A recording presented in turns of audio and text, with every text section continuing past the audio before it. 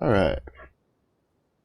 It is Monday, so I'm gonna hit the sack. Uh, Apologize for the slight delay today. I'd almost forgotten to refill my water from the watering hole because staying hydrated is important. So the game plan today is I'm gonna do my tier two alts. I think I'm just gonna start doing my Shadow Hunter alt off stream now because that's kind of a waste of time at this point. Um, my tier two alts, which is a Striker and the Berserker. I'm gonna try to like speed run through their dailies and stuff because the game plan today is to do Illusion, Bamboo Isle, and then try to get and then see if we can get through the Kadan storyline because I haven't done it yet, and I've done a pretty good job of avoiding spoilers on it, so that's gonna be nice. Captain, I also have absolutely no idea if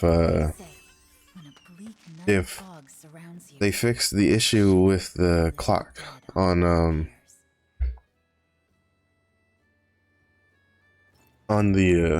the timers because of the time change for NA, our timers are off by an hour, so it's a bit of a pickle. Also, we finally got the ghost ship from the weekly. I've been burning the instant completion tokens for those, so that means I'm gonna be doing some. When I go out to dock, I'll probably get on it and like upgrade it some, so it's not completely basic. I know I still need to get sailors for it to kind of really bring out its true potential for making it really useful for the ghost ship fight itself, but that'll be in the future because some of those sailors are a little expensive. All right, let's see. Do we have any good dispatch missions today? 55%. That's pretty good. That's pretty good. I'll do another 12-hour one down here. That's looking good right there. Let's see what we got in the lab. Also, man, I tell you what, these time changes, they always like knock me out for at least like a week or so. Even if I go to sleep early, it throws me out of whack so hard that I just don't get good sleep for like the first week or two. And these time changes, I don't know why. I always know they're coming, and then they always make me suffer. Yeah, I think what is this? This is okay. This is for seals. Yeah, I need to remember to come here on. If I'm not mistaken, this Master's Herb Steak meal is as we get higher into tier 3, we'll be getting. We'll eventually start needing to eat food, especially for like the hard mode stuff when it's like new, because they give you stats and they'll give you vitality. I think this is the one. The Master Herb Steak meal is the I think this is the one that DPS usually use. So it's pretty cheap. It's 120 adventure seal. So but you need to be 1302. So probably get on if you're in tier 3, just get on your main and go buy it. And then probably start trying to save those materials that you need for it because I get the feeling that it might be a pretty decent way of making some gold later in the future when the when hard mode raids really, the Legion raids start coming out. Especially because like people who want to be on the bleeding edge, they'll definitely buy up a lot of those foods while they're doing the fights. It might not be as big of a moneymaker, I would say, like probably for the Legion raids that we're getting, because they've been out for so long. Most people already know how they play, but I feel like in the future, I feel like definitely like the hard modes and for like the newer players, it's definitely those foods are probably going to be a decent source of gold, and probably the purple potions also, which are the only potions we can sell. So those might be worth looking into to stock up for maybe like future gold that you could be getting. Granted, I'm also no economic expert, to be honest. I've kind of just been lucking my way through getting gold. I've gotten a decent chunk though. Over the week, I mean, I've been buying a lot of like Omens chests. My plans on the Omens chest is I have 3 of them. I'm gonna hold on to them because I saw someone ask on the forum whether new classes will have their weapons added to the Omen box when they come out.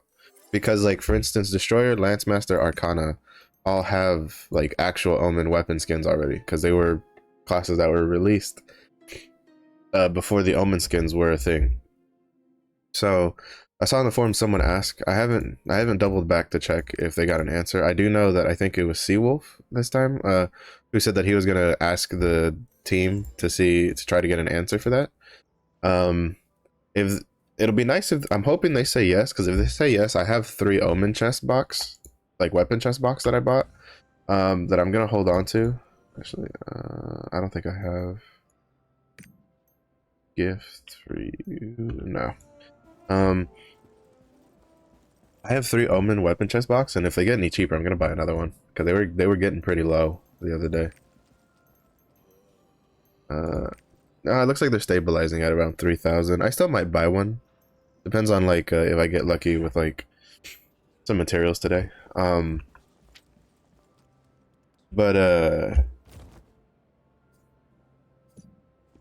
up. Before that, let me see where Tuki Isle is next, because I need to add like an hour onto that. I'm pretty sure it's still borked. So this is supposed to be at like 450. So seems to be 450. It'll probably be 450 my time.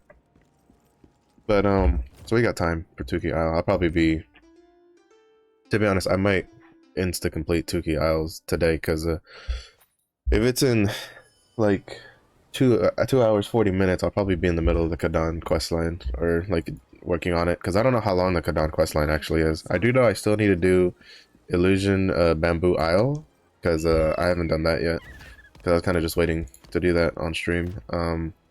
We'll do 1 Calventus today on this character because he has rest bonus accrued.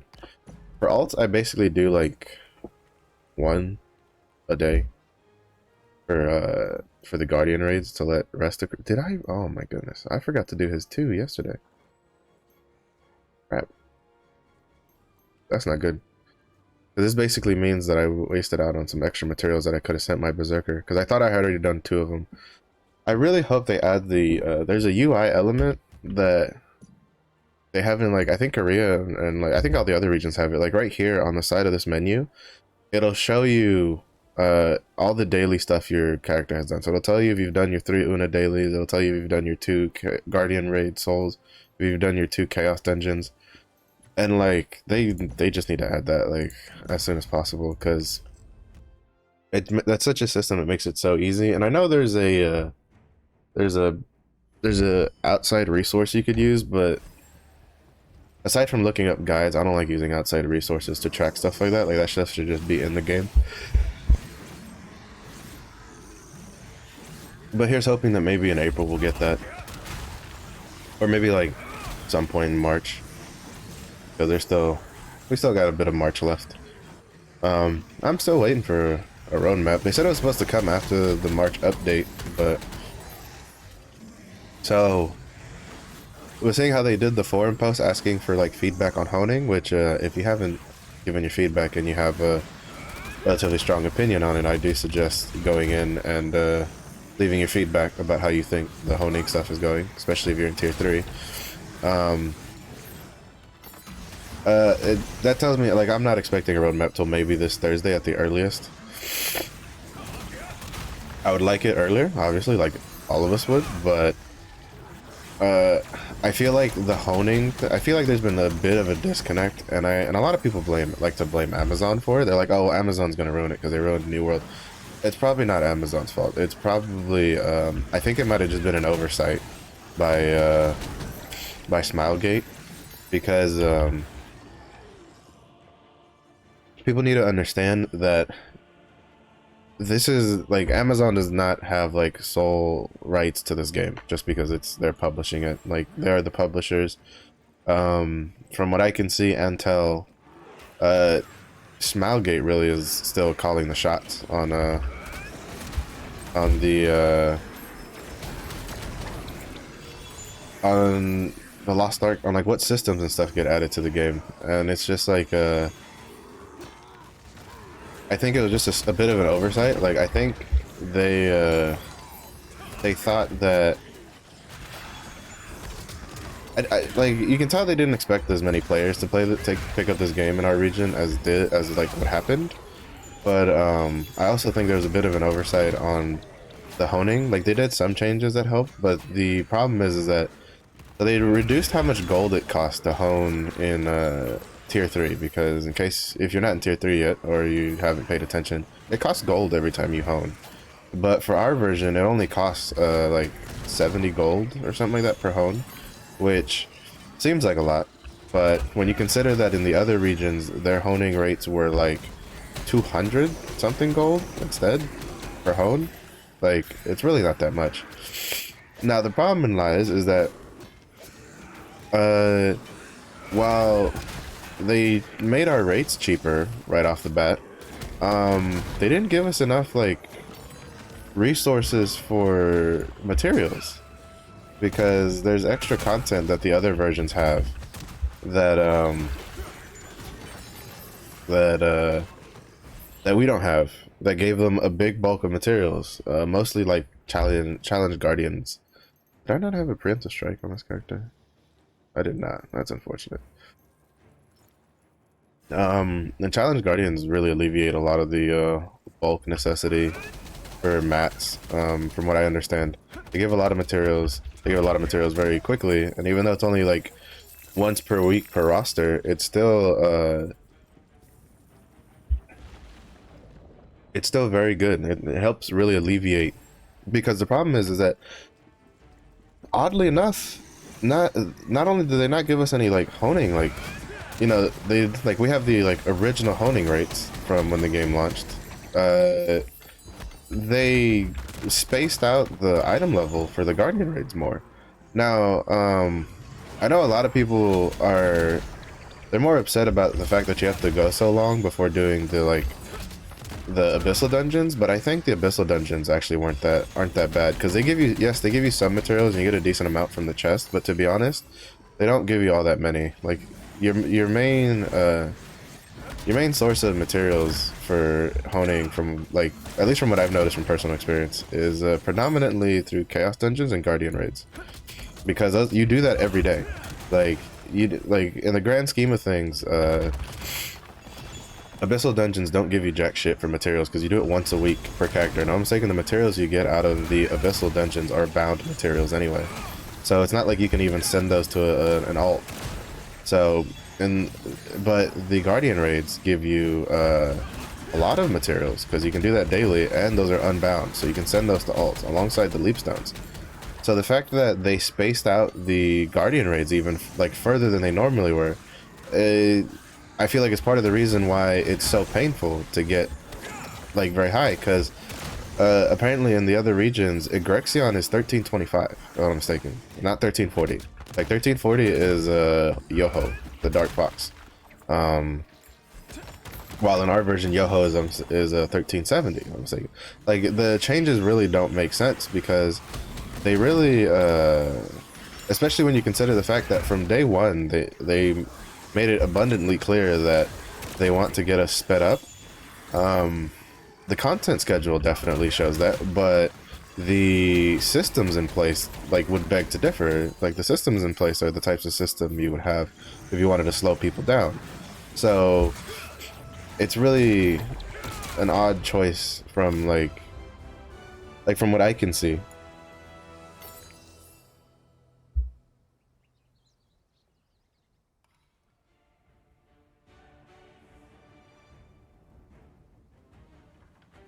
Sorry about that. A little bit of lag there. I don't know if it's like Lost Ark or something. Like I only have this problem with Lost Ark where I get like lag spikes here and there, and I had it in game. So I'm not quite sure. Granted, generally it only happens like once or twice at the beginning. I think maybe I need to just start Lost Ark earlier on, because I have noticed that when I play Lost Ark, the first like 30 minutes or so, things get a bit choppy. Like things are a little slow. Things take a bit time to load. and like this isn't just while streaming. Like I notice this when I'm not streaming, like on the weekends and stuff. So I think I might just have to start getting in the habit of like starting up Lost Ark like 30 minutes before stream or something, and let, I don't know, whatever system is causing the lag to happen to like sort itself out.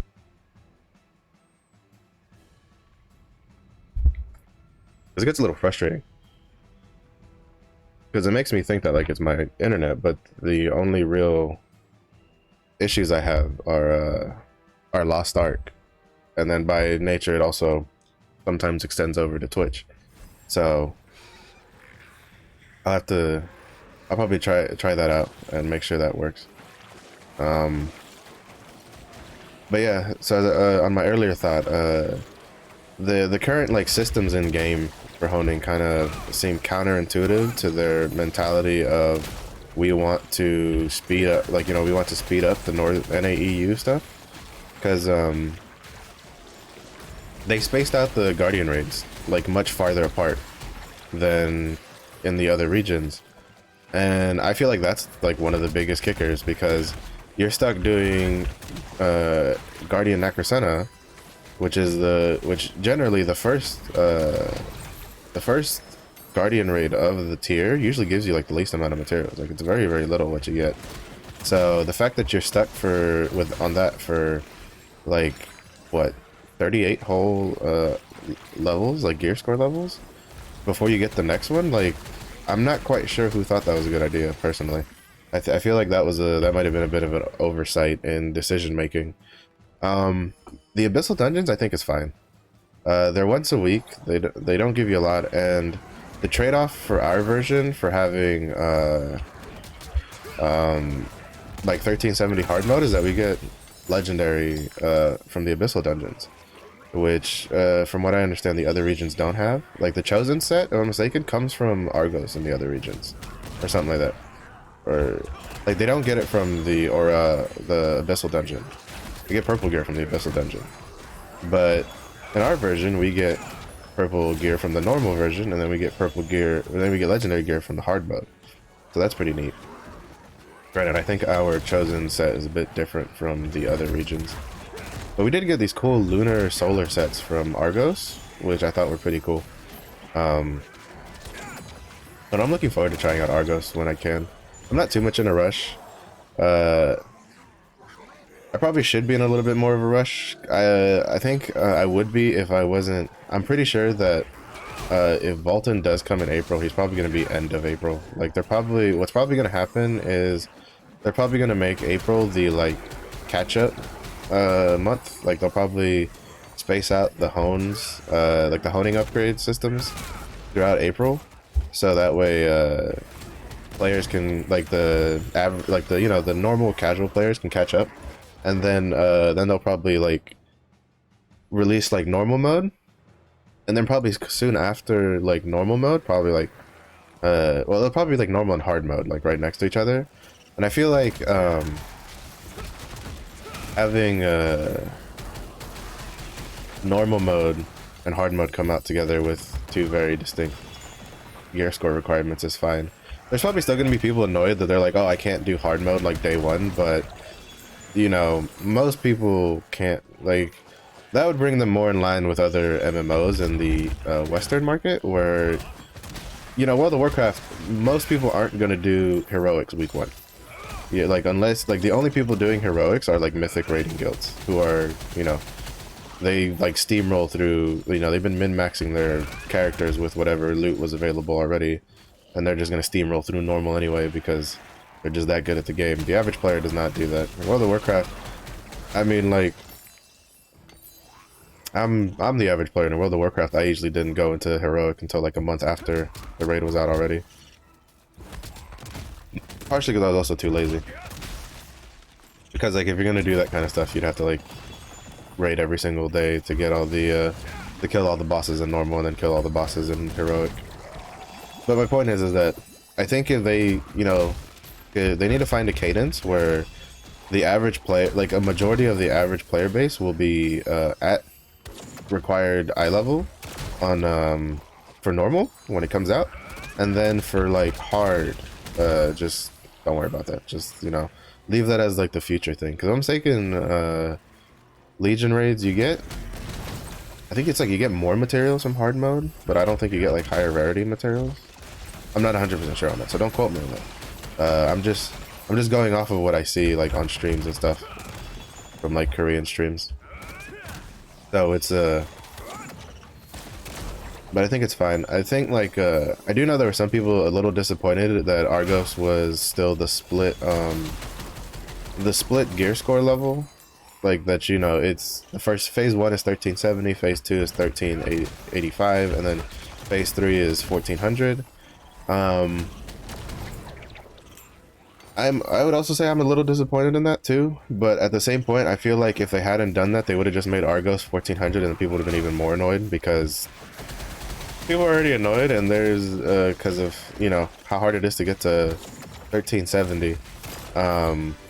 I've heard it's not that bad to get from 1370 like 1400, but I feel like to the person who's not even 1370 yet, it doesn't really make a difference. It still feels like forever away, whether it's like you know, 60 gear score or 100 gear score. So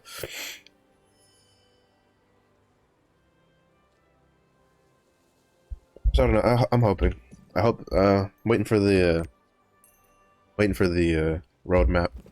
I'm also personally just waiting because I'd like to see the classes come out. I'm personally someone who's looking forward to Destroyer. I know a lot of people do, like, it seems, well, at the beginning it seemed like a lot of people didn't really care about Destroyer, because I saw like the really hard bandwagoners for Lance Master and Scouter came out like full force, but over time I've started seeing more people interested in Destroyer because they've looked into it, which is personally like is cool.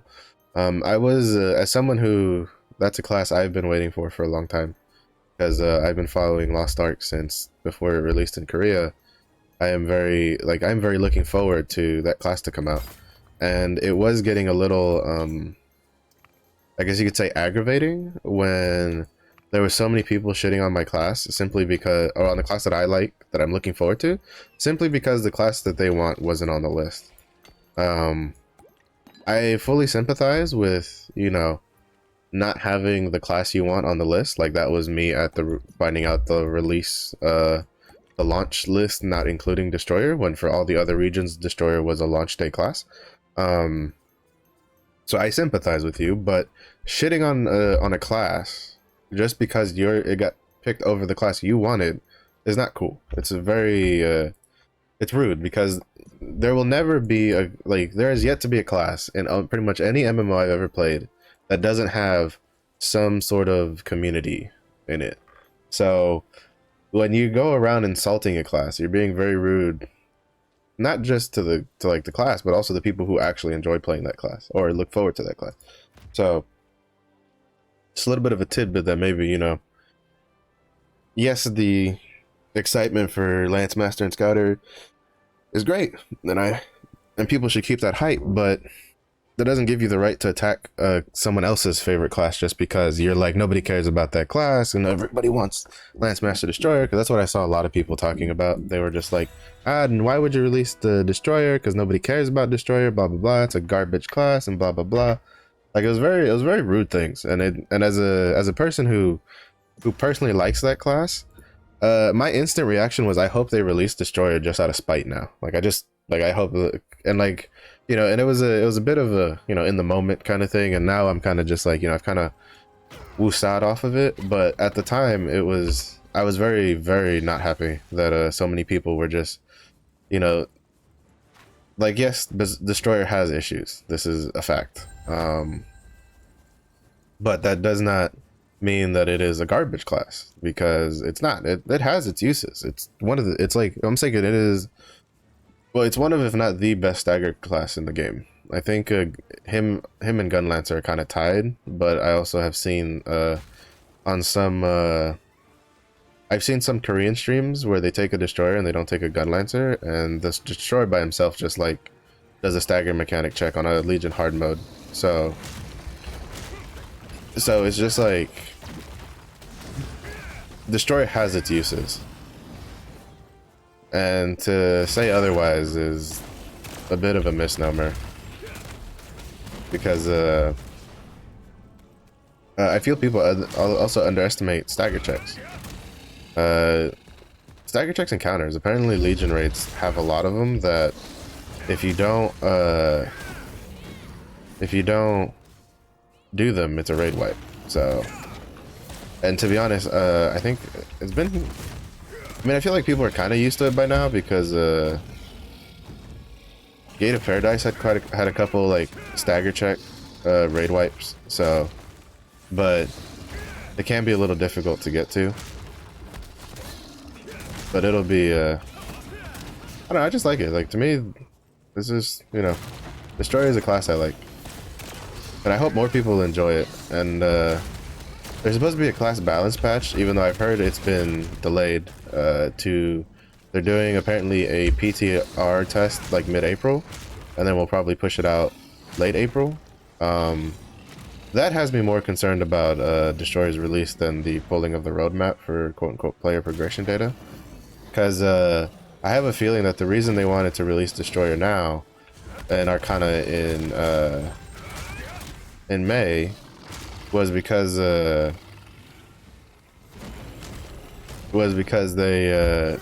wanted those changes live with them. But if those changes got delayed, I'm kind of concerned that maybe they will change at least the first new class to something else. But I don't know, we'll see, because we also don't know what it could also be their decision was that they wanted to get the you know, maybe they wanted to get the classes that were in at launch, like just in our version, which in that case it's kind of weird that they went Arcana not Summoner, but maybe Summoner is due like after Arcana, so maybe you won't have to wait that long. But I don't know, we'll see. To be honest, it's all just basically guessing at this point until we get an actual roadmap that hopefully they won't like pull out day one. You know, at least maybe this time the roadmap will stick around for a bit.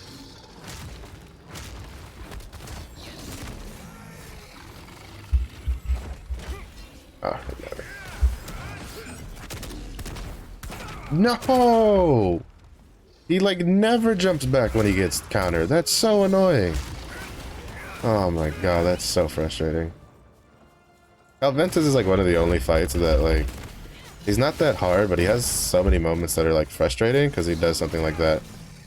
It's like, oh, he'll like jump backwards and then you're like, well, dang. And his jump back is so far. Like, he almost jumped like half the map away. Like, it's insane.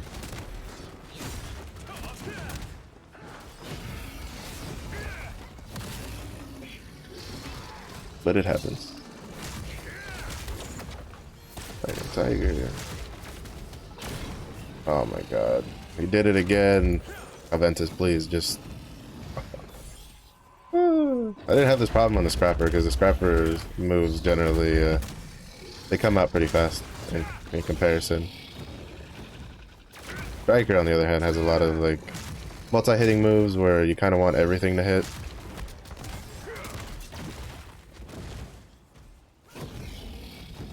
Let's see, where we go.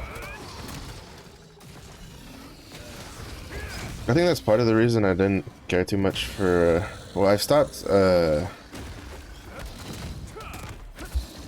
whatchamacallit,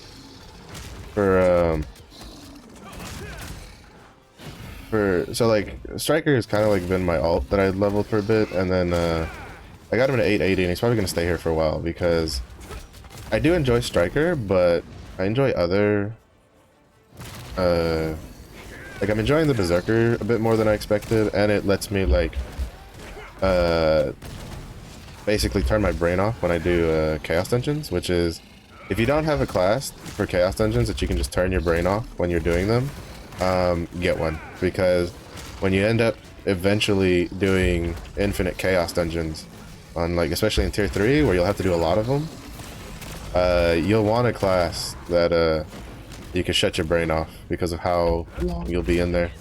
because the materials are pretty expensive, because they get more expensive in tier 3 every time you buy them. And then, oh my god, is he gonna, like, spawn? He spawned, like, one behind him or some shit. That's the other problem with Kadan is that, he likes to spawn orbs, and then he'll, like, if he spawns them when he's near a wall, they'll spawn, two will spawn on top of him, and he'll, like, instantly eat them before you even have a chance to break them. But I think someone might have broken those, before he ate them.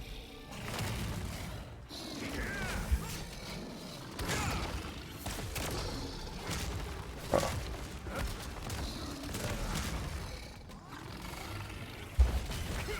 Aventus also has this weird thing where sometimes when you fight him, he's like hyper aggressive, and then other times you fight him and he's like kind of chill. This is one of the times that he's like super aggressive.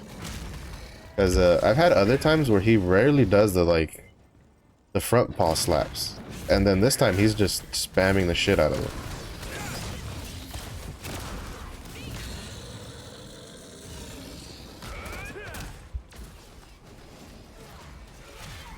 I'll let them deal their DPS. I'll cover the orbs. Nice. Deathblade wants to cover the other one. Beautiful. You love to see it. You love to see the teamwork.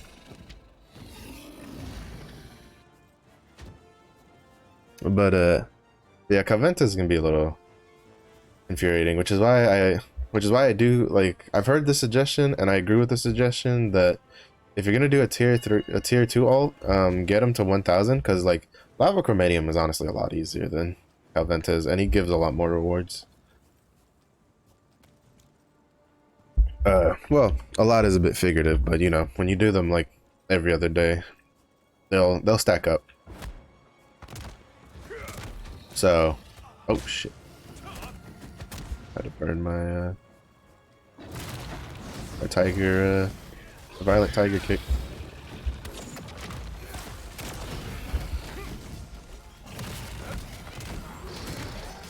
Oh.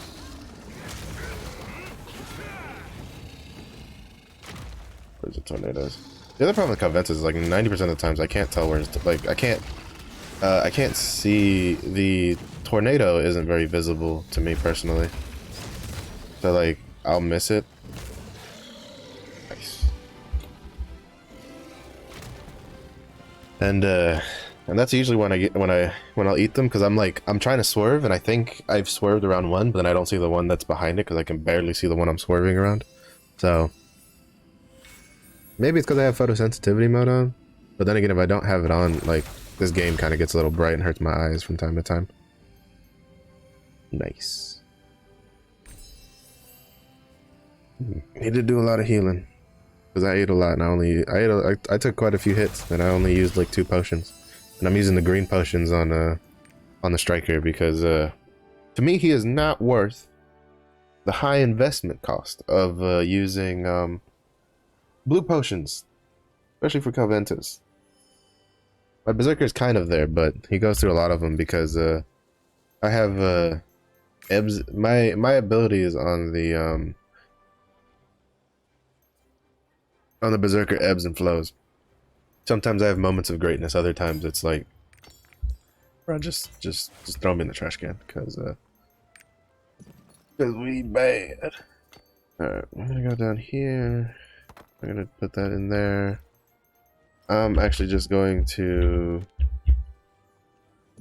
finish the Tuki one now because reputations. Because I don't think I'm gonna get around to it today, which is fine by me. Also, let's check our compass. What do we have today? Adventure Isles and Chaos Gates. Chaos Gates are at the top of the hour, so that doesn't matter. Adventure Isles are kind of a problem because I think if the timer is still borked, they spawn an hour later, which means we won't be able to finish with an Adventure Isle on stream, unfortunately. So, but we can plan ahead of time, I think. Yeah, Oblivion Isle is where we'll be going because it is the one that has coins today. If you need cards, Harmony, well, if you don't have the Heavenly Harmony song, I highly suggest going to Harmony Isle first. You also get a card out of today's. So that's a pretty good thing. You also need the Heavenly Harmony Song for a skill potion reputation quest, which is really easy to do. But if not, then Oblivion Isle is definitely the one you want to go towards to get the High Seas coins chest, because you need a lot of those. You need 14,000 sun coins to buy one of the best whatchamacallit, sailors for the Astray, which the Astray itself costs like 300,000 pirate coins. So you'll want to get enough pirate. You'll probably want to get enough High Seas chest coins to get, you know, the 14,000 for that. But then there's also the fact that you get, I think it's about 4,000 pirate coins on those adventure isles. So those are probably just worth doing to start collecting up whatever you need. And you know, it's a way to go. Because not to mention, you're also fighting the weekly merchant ships, because you're gonna use your pirate coins to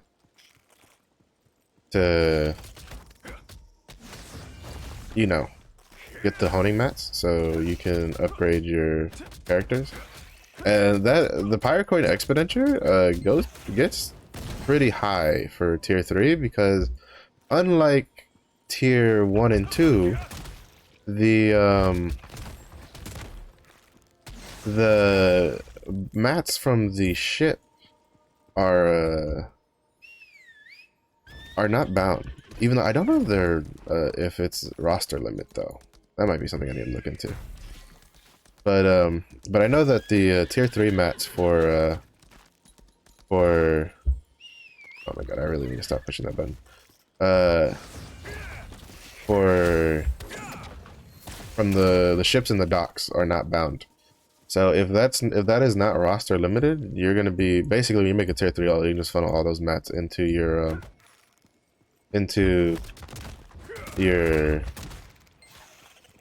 whatchamacallit, into your main. Like that's a lot of materials, and it's a lot of pirate coins, because it does cost a lot to get. Also, in case you don't know, if you're doing the Azure Wind Isle like daily quest, if you have the horse, which I think you have to do the quest to get the horse to be able to do the Una's task daily anyway. If you get on the horse and you stomp on the mounts, it'll pull out it'll force out the bugs that are hiding in those mounts. So it's a nice way to get like extra bugs out, so you can speed up the, see, like I keep getting like 2 or 3 around here. So because if not, you kind of just end up running around, and when you, someone said this works, it doesn't seem like it does, but when you do that, it's, you know, you're wasting a lot of time that you could just be spending stomping on holes to get everything you need. And just like that, boom, done. This is a nice little area right here, this little pocket, it seems. I don't usually stick around in there long enough to, well, I've only just recently started doing the whole using the stomp to make them come out thing. So it seems to be really effective. So if you can find a little spot where, like, you know, they keep spawning their little dugout holes, pretty good. Not too big of an issue. Oh, we also have to keep in mind the Rooney Racing. That one I might not be able to do on stream either. I think I'll run out of time. Because that one's also basically anything that's not hourly. You have a anything that isn't hourly, you have to basically push it an hour forward. While we're boating, I'm gonna see. Oh, that's not right. I'm curious if they've made any mention of the time problem. Let's see. I don't think they have, because everything is from like a day ago.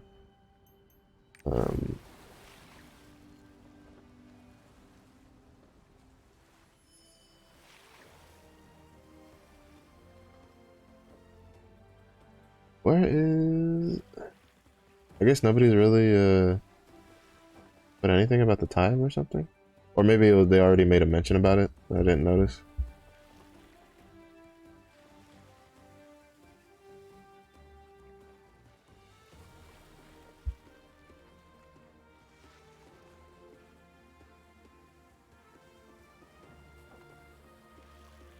Oh well.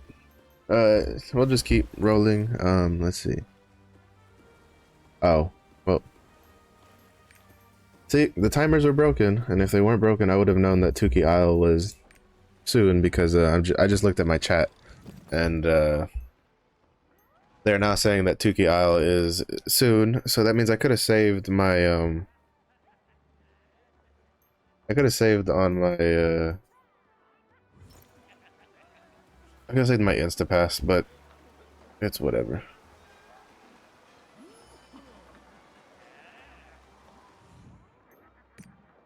Hopefully the with the patch day on Thursday they'll rework the wait, did it, where's my...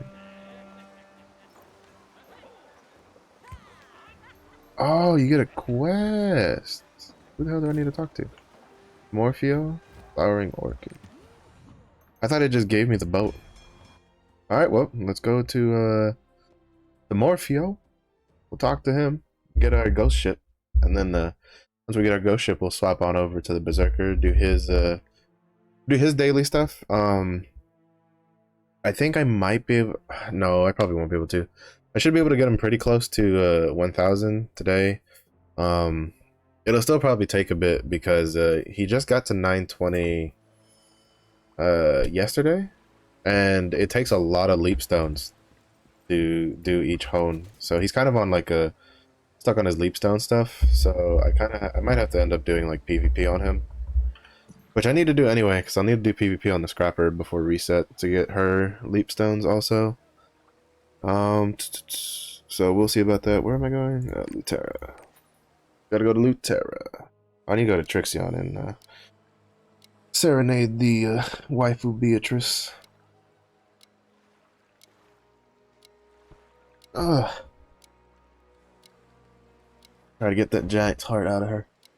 We gotta remember to do her, do Sasha, and then do Black Fang. I've been working on Black Fang. Mostly so I can like delay having to go get her legendary or relic version because those are gonna be super fucking expensive. Black Fang, if you get her to trusted, gives you a epic version of herself that you can put on your for your Astray, which she comes with this nice little passive that if you that when you use it, basically it makes you generate your fast meter faster. Now, the conundrum I have with the Astray is I finally saw what it looks like in person, and I wasn't overly impressed, to be honest. Now, I don't know if that actually was the Astray, because I've never seen the Astray. Like, I haven't even seen a picture of it, but, because you can also just rename your ship the Astray, so that might have been what happened. He might have just been using one of the other ships that you get, and then he just renamed it to Astray.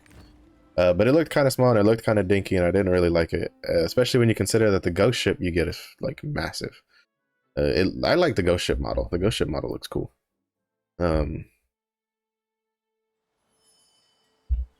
So, which I would just use for everything if I hadn't bought, if I hadn't gone out of my way to buy the legendary sailor for of cows for the stock. I probably would use it. Even though I need to go buy the legendary, one of the legendary sailors for the ghost ship so I can get the passive. Hey, whatever. Give me my boat. What do I need to do? Boiling pot. I want the boat. I want the boat. Also, I've always been wondering, why is it that whenever they do like the animation, at least for the guys, I haven't noticed so much on my Scrapper. I think she might do it too. It's like when you open something, they do like a hip thrust, and I'm like, you don't got a hip thrust to open things. Sweet. So with that, yep, we have the boat. We're on a boat. Does he have any weeklies? I haven't done any of his weeklies. I am so bad. I need to do you. I need to do this. I don't think I'll be able to complete this in time. Monday, Tuesday. No, I don't think I'll be able to do it in time. So I'll probably end up just doing like these two, if I can stomach doing Infinite Chaos. Because on the actually I should just I'll do this one for the silver. I'm not too asked for the oh actually it's 9:30. I thought it was 9:20. But wait, let me make sure everything is. Sorry, I'm kind of all over the bush right now.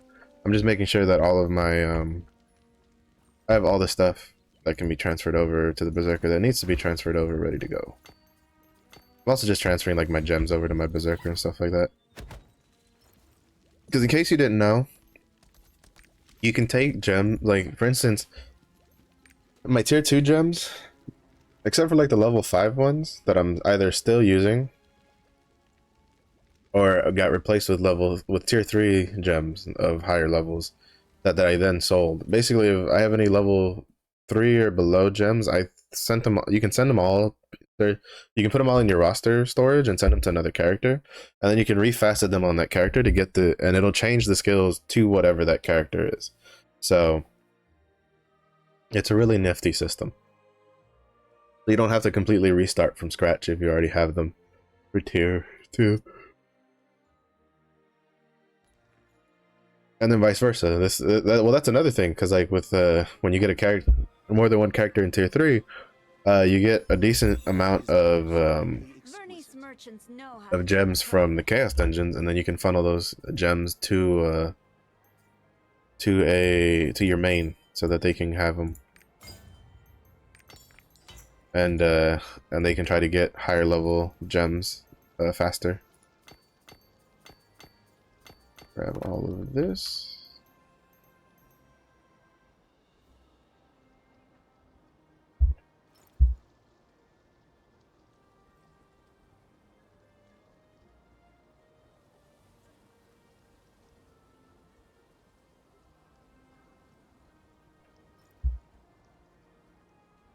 Man, I'm telling you, I don't know what it is. This game's lagging out hardcore today. And I'm running some stuff on the side, and I don't see too big of a issue. I think Twitch may be struggling a little bit also, so maybe it might be my connection might just be kind of weird today. I'll have to look into that after stream. It's not usually there's no problem, so I'm a little surprised that it's giving me issues right now. Okay, so we can hone one more of these. Look at that. Yeah, I need 5 more. I need to do. Actually, I think I don't remember if I've cleaned out the shop for this guy or not. But I need to do more. I'll probably do Infinite Chaos sometime between today and Thursday to clean out his Chaos Dungeon shop.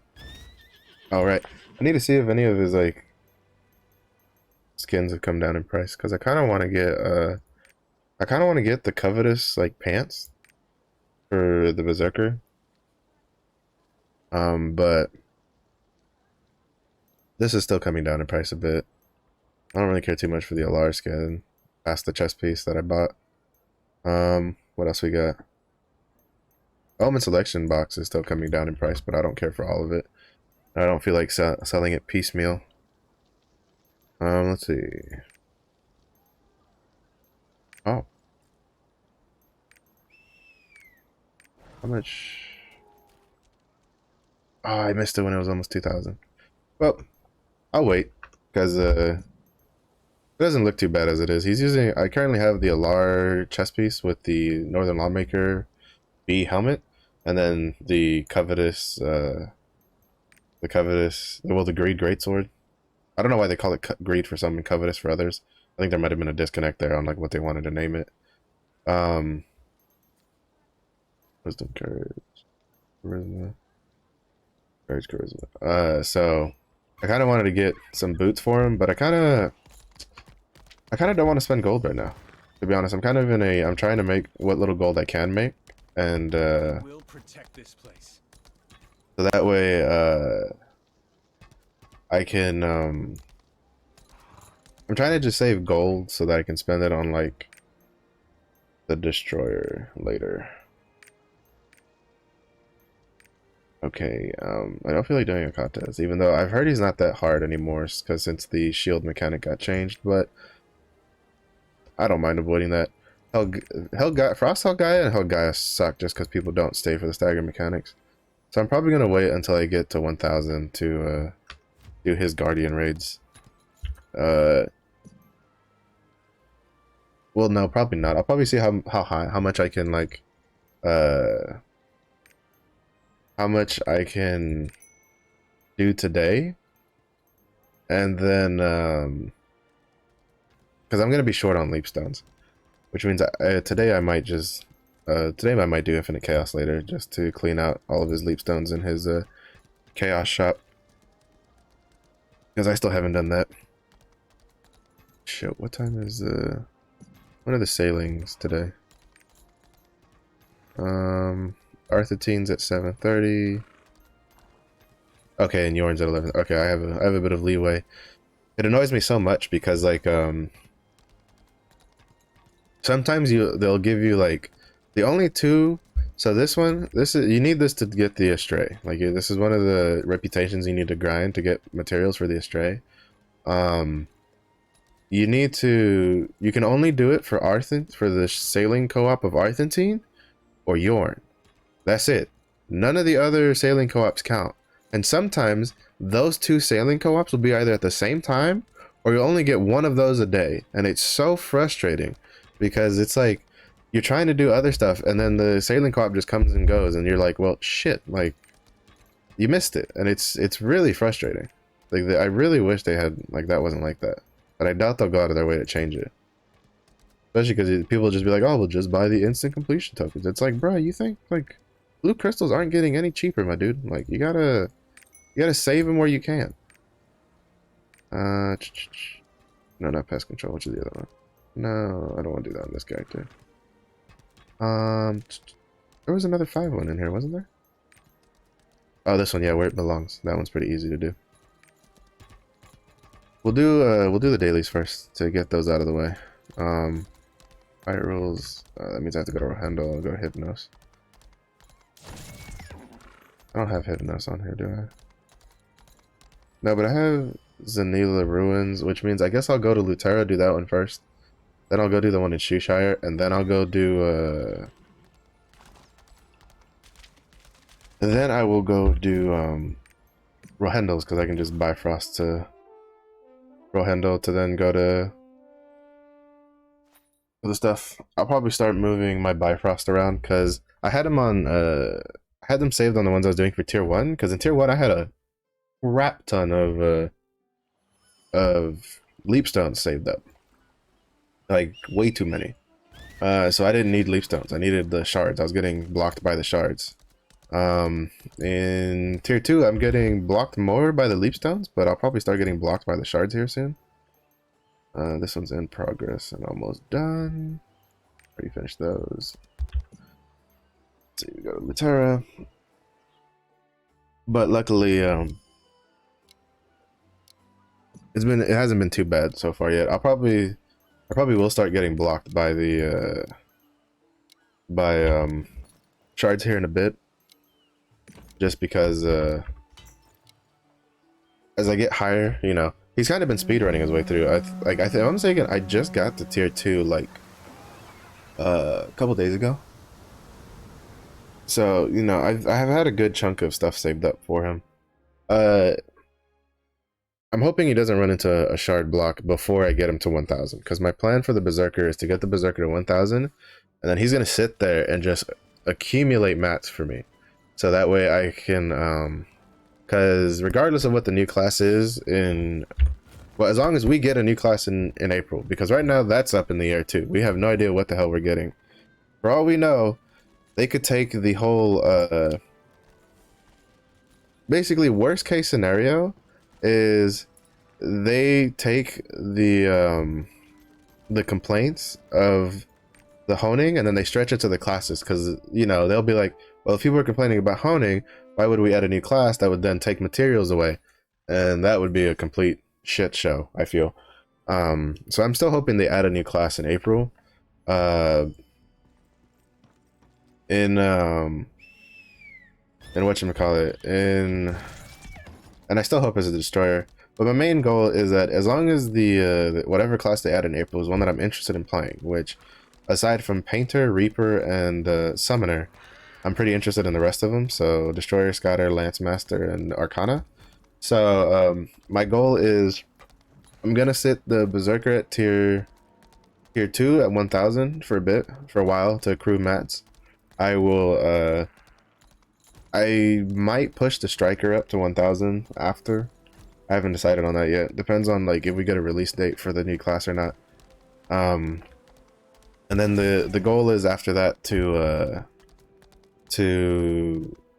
depending on what class it is, will dictate what I do after.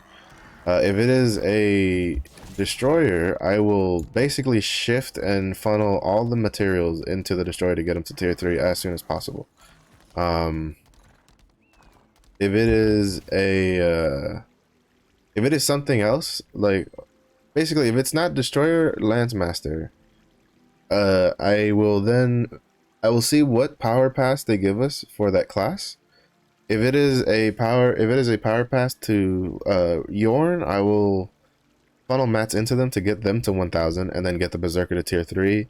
If it is a power pass to Phaeton, I might just let them get to 1000 by themselves and then push the Berserker to tier 3. And then if it's a Lance Master or a Destroyer, I will just funnel all the mats regardless of what the power pass is, if it's a tier 2 power pass, to get them to tier 3 so they can get up and running. If it is one of the classes I don't care too much about, so like for instance, say for whatever reason they changed the April class to be Summoner, Reaper, or Painter, which I highly doubt either of those three would be the ones they chose if they were going to change it. I will basically just push the Berserker to tier 3. I will push the Striker to 1000 in tier 2, and then I will re-roll my Shadow Hunter into a Deadeye. Because I've been meaning to do that for a while, and the only reason I stopped that plan of making a Deadeye to replace my Shadow Hunter was because the perspective of new classes coming out within a month, and I would like to have as much material saved up as possible, so I can just push them through the tier 3 if it's something that I actually want to play in tier 3. So that's basically my current plan. Depending on what comes out on the roadmap, things might change. The other reason I kind of don't want to push past 1000 is because potentially, I forget you can mount up in here, is potentially if there are honing rate buffs, it'll make the 1000 to 1100 a lot smoother, because you can still fail quite a bit getting, even with the research buffs from the stronghold. And then if they make it where if they add the double, like where one hone gets you 2 levels thing, that'll make it even easier, especially because you'll need less mats.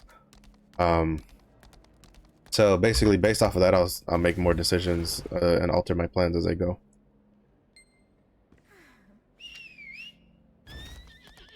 Also, I'm not gonna like instantly delete the Shadow Hunter, because that's just kind of dumb. If I do end up making a Deadeye, I'm just going to make I'll keep the Shadow Hunter up until he gets pretty deep into tier 1, like probably I would say through Rohendel. And then I would consider deleting her, probably when he's about to get to tier 2, just because that's an influx of mats. Because I know that a lot of people are like, you shouldn't really delete alts even if you don't like them, just like because she's also like free abyssal dungeon runs with my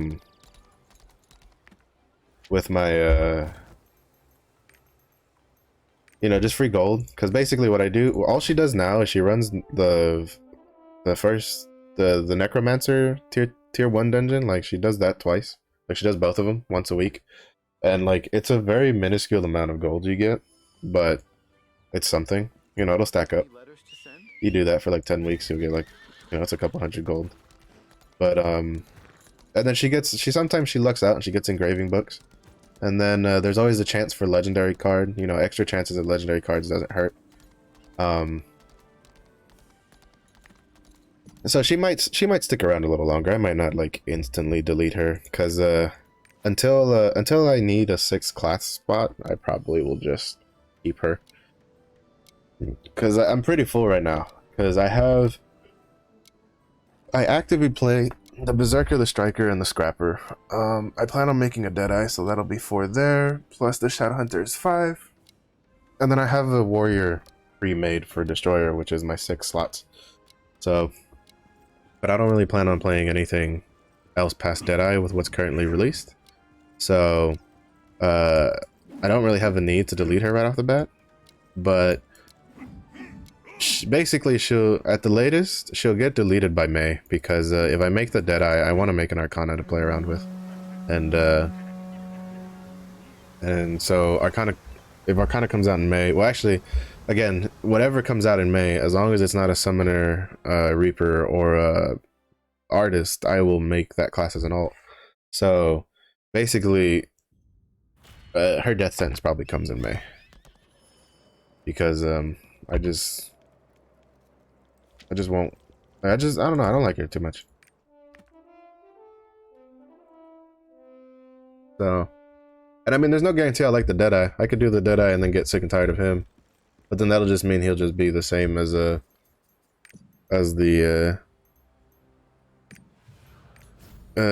basically he'll just be dead to me like Shadowhunter if it ends up that I don't like him. But I think I'll like him better.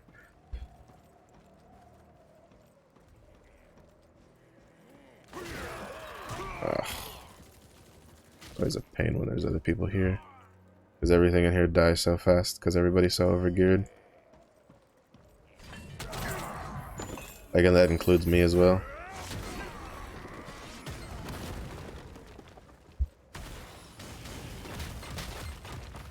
Kill those guys, kill these guys.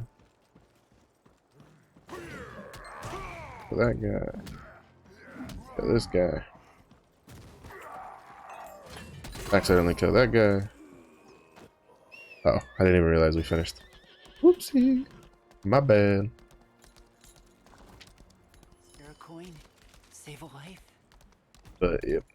Not bad. Not bad at all.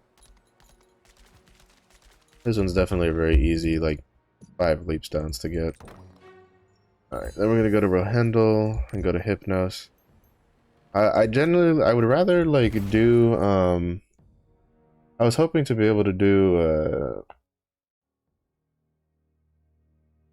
whatchamacallit, more, oh, I need to do the Yorn hard modes on this guy. I haven't done those on hard yet, I don't think. Basically, the other Leapstone daily quests that I would have him do, I can't, like, he can't do them until, oh, no, what am I doing? Going to the dock. Until I get him to Phaeton, because then it's the Phaeton dailies is what he's missing. There's 2 Phaeton dailies that he would be doing that are quick, they're quick, they're easy, and they give a good amount of leap stones. I need to do side quests. Also, since we're here, this is the ghost ship. In case you haven't seen it, like up close, it's pretty cool. Oh, when did I get you? Oh right, I forgot I got a thing from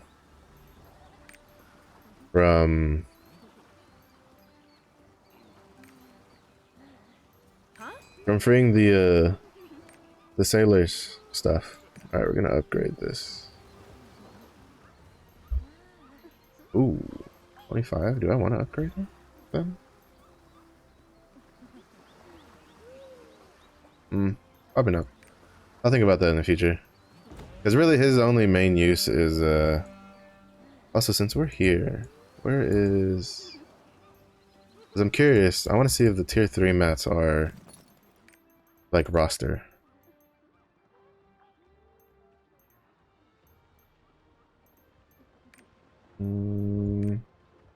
No, they're not. So basically, if you get another character to tier 3, you could empty out the store twice and then send those to your main for the materials. That's pretty cool. That's a lot of pirate coins though. That's a bit expensive. So I don't know if I would suggest actually doing that. I don't know if you could actually keep up with the expenditure weekly. Well, maybe you could, because you get 4,000 from every adventure isle that gives pirate coins. So that's like what, 28,000 pirate coins a week. Not including any others you get from like dispatches and co-ops and stuff like that. And then from other sources like the event sources, because you get a lot of pirate coins from the event, from the Naruni racing event. You can and that's a weekly whatchamacallit. That is a weekly refill. So it's pretty solid. Pretty solid indeed. It's definitely a very good source of pirate coins. So you can, if you want to do like if you want to splurge a lot of pirate coins, say, I mean, if more events are like this where they give you a lot of pirate coins, then it's pretty safe to say that any event that has a bunch of pirate coins, those are probably the times that you want to like splurge your pirate coins to buy a bunch of tier 3 materials if you have more than one tier 3 character, and then like funnel them into an alt, because tier 3 mats, like at least the destruction and guardian stones, are falling pretty hard in price, because there's a lot you can get a lot from the event. You'll get a lot from, you know, currently we have 3 weekly sources of tier 3 material vendors, which is, you have the chaos dungeon vendor, which is probably the worst one because the price goes up every time you buy it. You have, for like astronomical amounts, and it rises very quickly. You have the the pirate coin ship vendor on the docks, and then now we have the event vendor who gives a good chunk of them. So with that extra influx of basically really free and easy materials, people probably don't feel the need to, well, they haven't had the need to buy it. And not to mention that there's also the fact that most people that are paying, you know, that spent a crap ton of gold to buy materials like for the last like week or so, they were all whales, and they probably all got the materials they wanted. So that's one of the reasons the price is going down. I saw some people in a stream earlier going like, oh, it's the bots. The tier 3 mats are going down for the bots. It's like, no, the tier 3 mats are going down because, one, the whales all are like above 1400 more than likely, or at least most of them are.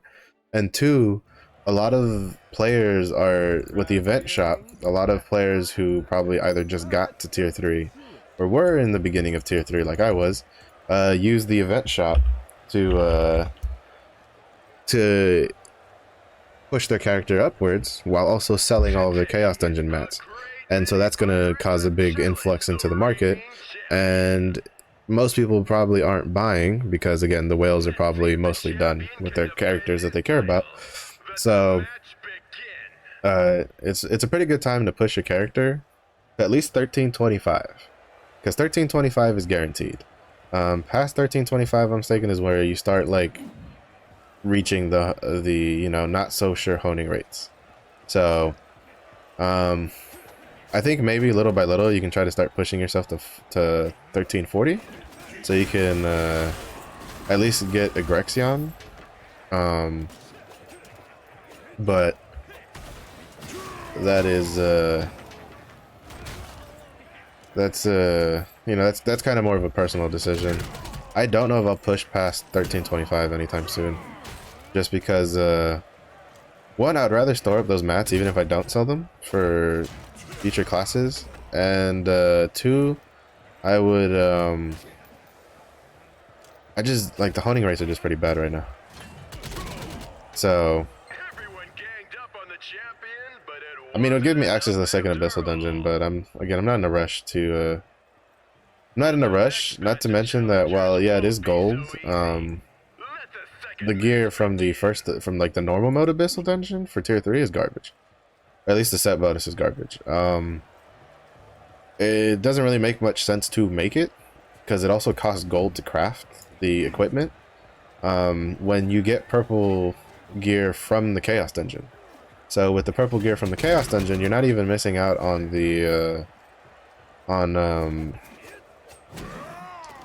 like the weapon damage bonus or stats. So unless you just really like the way it looks, and you don't want to buy, like, you don't like the way the skins look on the auction house, and you just like the way the armor looks, then I guess you could you know, you could craft it.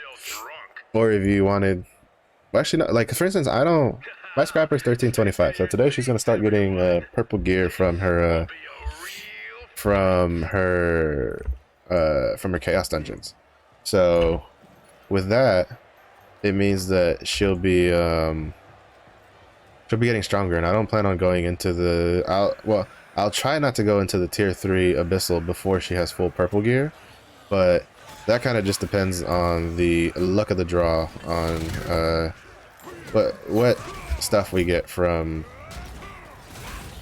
the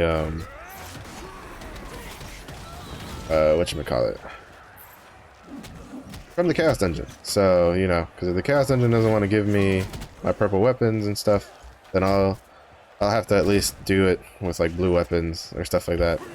But I should get at least a decent amount of it. I'm hoping at least the armor, because with purple armor I should be able to survive relatively easily in Oreha, or however you pronounce it. So that'll be fine. So my game plan is to try to get a full set of purple chaos dungeon gear, and then do the tier 3 abyssal dungeon after, so that way basically it's just free gold, and then I can just use the sunset scales to try to get accessories that will benefit my my scrapper. Oh, he's already dead. I didn't even get to do anything. Man, look at this. I didn't even, like, I barely ran out of bar. Speaking of, like, oh my god, specialization. So like I do berserker's technique on my berserker because I don't know, I just like it better. Mentally I like it better. And specialization, I knew it helped me gain fury, like a lot of fury when you have high specialization. I did not realize that specialization also increases how long you're in your burst mode. So like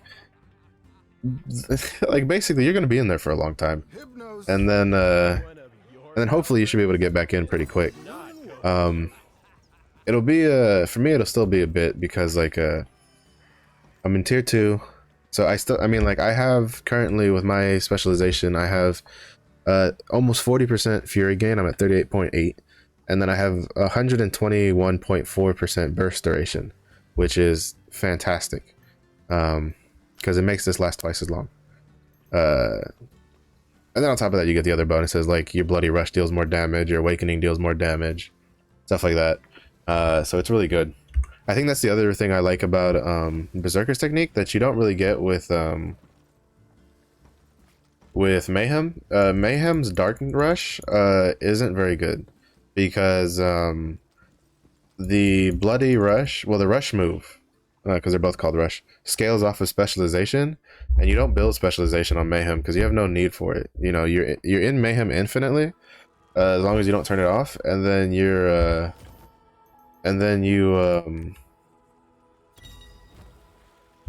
so you don't need to gain fury to get into it at all. Even if you turn it off, as soon as the cooldown falls off for the burst mode thing, you instantly get you can instantly go back into Mayhem once the cooldown wears off. And then you also don't need the burst mode duration, because you're just in Mayhem the whole time. But so they build like crit swiftness, because they lose the crit rate off of the burst mode in Mayhem. But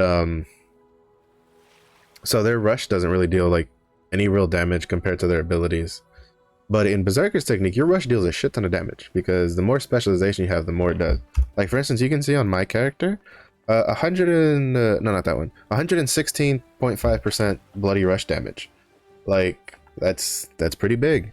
The only thing I hate about bloody rush is it takes forever to, like, you know, it takes a long time to get the cast off. So sometimes, and you want them to eat at least the last like stab forward.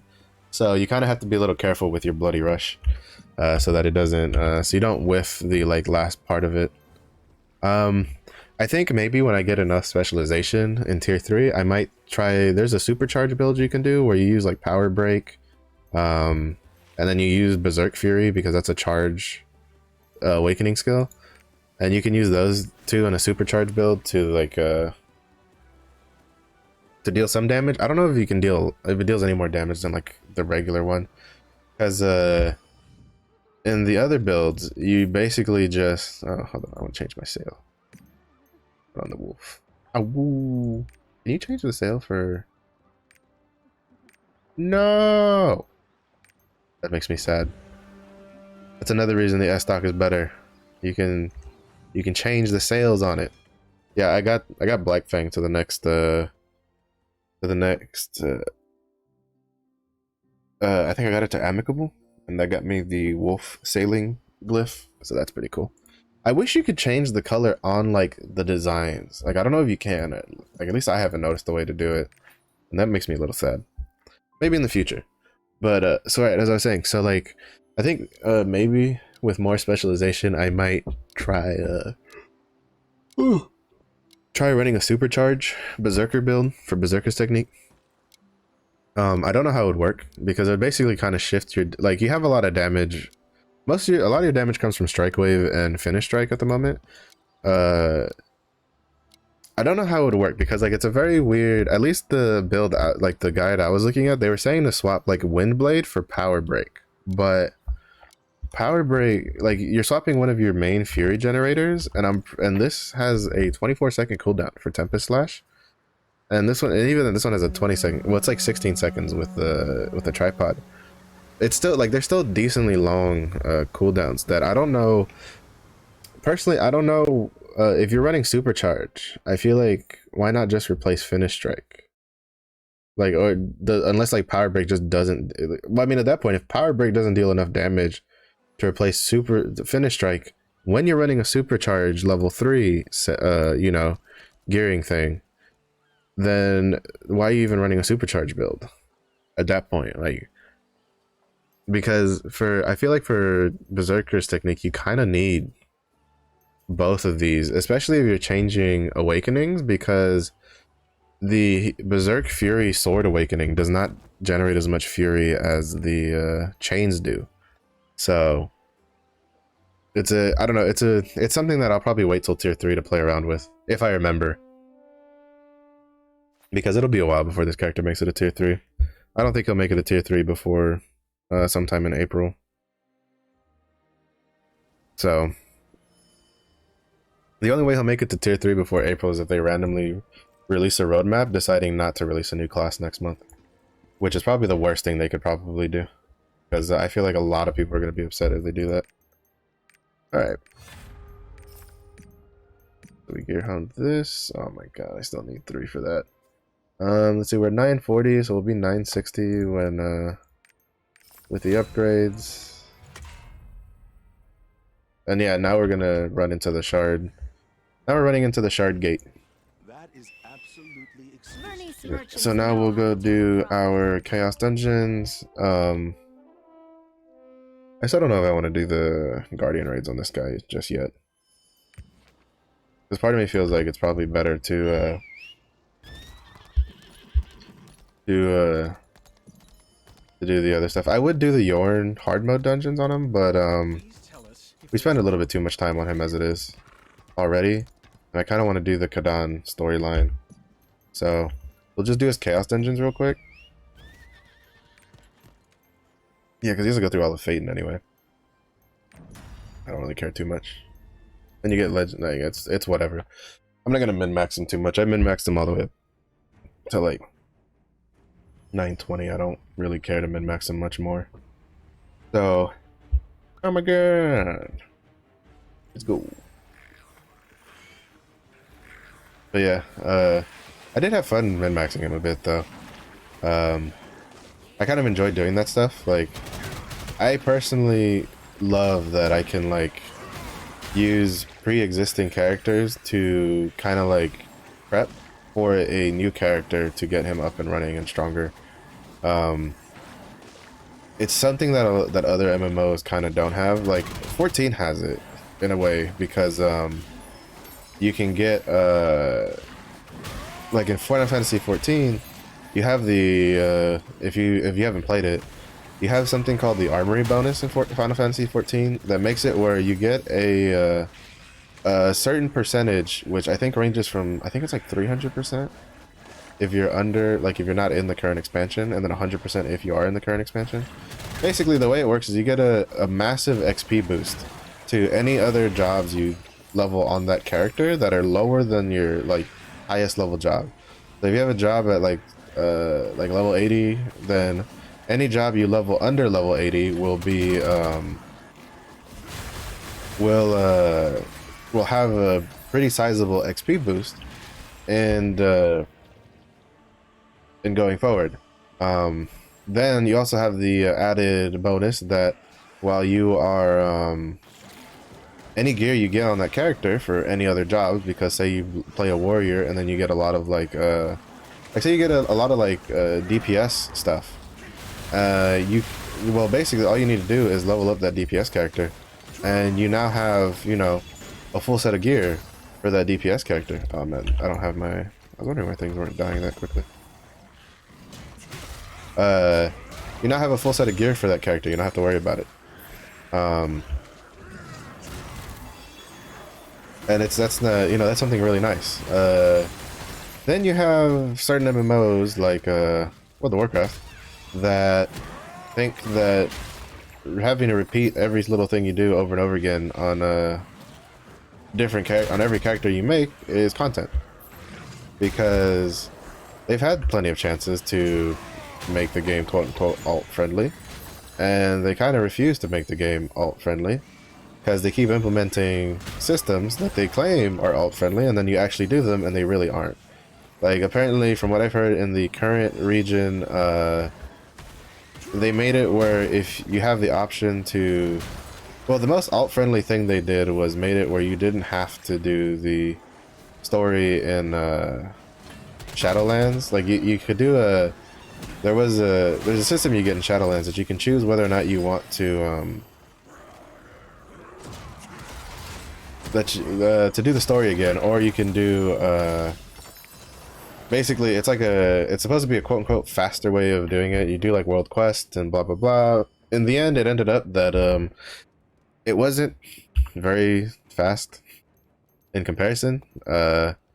You were still better off. What was it? It was like you would complete the zone story, and then for the last couple levels you would change, because the way it worked was you could, if you decided to do the second version, so if you decided to do the non-story quest version, you were stuck in that option mode on that character. But if you decided not to do it, you could change whenever you wanted to the world quest leveling version. So basically what you did was you would level through the zones, and then through at least, like, I think it was like the first 3 zones or something like that. And then after the first 3 zones were done, you would first, well, 2 or 3, I don't remember how many exactly. It's been a while since I last did it, because I dropped I don't even think I made it to the second raid for this expansion for World of Warcraft. But you would get to that, like, you would do a certain amount of zones, and then after you were done with those zones, you would then you would change to the other version, and then you would just speed level from there, because it was much faster to do it. So you basically ended up having to do the zones anyway on alts. I guess in the end it did kind of speed it up. I think it shaved a couple hours off, but it's still a bit of a pain in the butt. Whatchamacallit. But then aside from that, things like reputation and stuff are not account bound in that game. And they have reputation locks on vendors in World of Warcraft, in case you didn't, like, if you didn't know, if you don't play. So it's kind of like whatchamacallit? It's kind of basically, it's not very alt friendly, in all honesty. I've heard from there's a new zone they added, and they give you an option to skip, like to like just skip straight to the end of the zone on your alts. But if you do that, you lose out on all the reputation you gain from questing, and so in the end, it does nothing because you need those reputations to access vendors and shit. So at the end of the day, it's one of those things where it's like they just keep missing the mark. And then they apparently they've already announced they like a new expansion like announcement in April, which when I took a peek at like Reddit and shit didn't go over very well, so we'll see. I know I have a couple friends that they're just waiting for this expansion to finish to, you know, just not play World of Warcraft. So I don't know what they're gonna do with it. I've also heard they've announced like a World of Warcraft like mobile game or some shit, so that'll be interesting to see. I don't know how that turned out. I mean, like, character and lore-wise, there's plenty of materials they can pull on for making a mobile game, and it could probably be a pretty decent mobile game. And I mean, I'd try it. I'm not gonna lie. I'd try a World of Warcraft mobile game if it wasn't just straight like World of Warcraft on mobile. And that's the other problem, is if they think they could just do like what these mobile MMOs do, which most of them aren't very successful from what I understand in the West, with World of Warcraft, it's not gonna go over well. I hate to break it to them, but that's not gonna pan out very well, and they're for them in this, at least not in the Western market. Maybe in the Eastern market they might be able to, because I've heard like World of Warcraft is really popular in like China or some shit like that. I think there's like an amusement park over there for World of Warcraft, or like there's an amusement park with like World of Warcraft themed stuff. So, which I mean we don't have over here. And I'm thinking the World of Warcraft movie was made, well, the Warcraft movie was, I'm thinking, made in by a Chinese company, which was, in my opinion, very well done. I liked it. I know there was a lot of people that didn't like the World of Warcraft movie, but I don't think it was. I think it was pretty good. Ooh, gold room. 2 gold rooms on Aura in one day. Woo! It was a lucky day. I'm gonna need you to die. Thank you.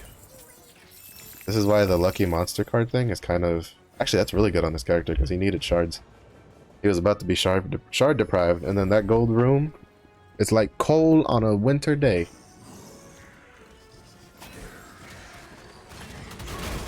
But yeah, so I think Lost Ark, like a lot of people give it shit just because it's a Korean MMO, a free-to-play Korean MMO with like pay-to-win-ish aspects, I guess. But in my opinion, they do a pretty good job balancing it. What the hell is he doing? He's kind of just standing there shaking his head, at least from my point of view. I think the whole Argos coming too early argument for whales, I'm not gonna say it's completely unrealistic. It is potentially, like, that could have been it. I also feel like it was just a they just underestimated the like the amount of new players that they were gonna get for the game. I feel like they thought that most of the people who would play this game would be people who had experience in like the Russian version, or were people who like spent a lot of time looking into the game, stuff like that. But they got a lot of new players who are just learning mechanics. I'm also not saying Lost Ark is perfect. There's a lot to critique about it. Personally, I feel that you know, not launching with like the oh my god, please don't, please don't. Game just lagged out there for really hard for a bit.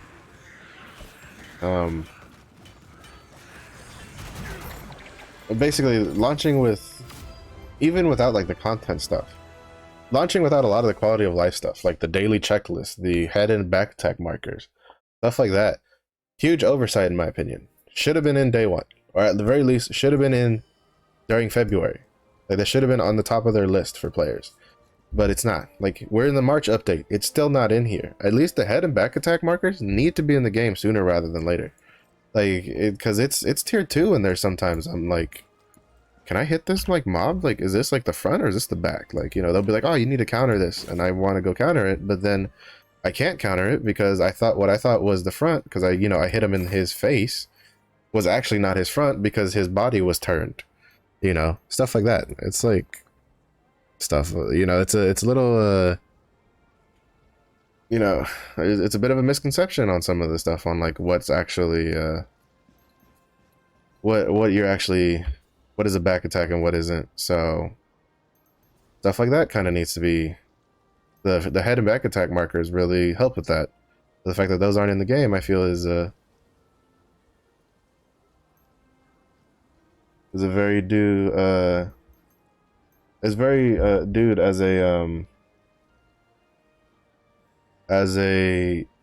complaint, because it'll get pretty bad. From what I've heard, some of the Legion raids, I think Viekas is one that's notorious for, she has well, she'll move her body in a stance, and so players will go attack like the physical back of her character model, but that's not her actual hitbox for the back attack. Like, her hitbox is on her ribs, and it's like, that's not okay. Like, you know, we need to have those front and back attack markers. The daily checklist just makes life a lot easier. I shouldn't have to go out and use a third-party software to track my dailies, especially not when it's been something that's implemented. Really should be in right now, by now. You know, just stuff like that. I feel they really need to step their game up and put it in, because it doesn't look very good. It doesn't look very good at all. Then there's the usual stuff, the challenge guardians and stuff like that. That should also be in the game, but that's a given. Those are just stuff that should be, and they will be. I have a feeling that we'll probably get maybe the first page or so of the challenge guardians, because from my understanding, the way it works is you have like 3 challenge guardians in the rotation that you can do, and then like it basically, one rotates out and one rotates in a week. So like, basically, if anything, it's a system that basically caters towards putting out a little bit and then like pushing things out little by little every week to kind of keep it rolling. So I wouldn't be surprised if we see that maybe by end of March, beginning of April, because that's something that would alleviate the honing stuff.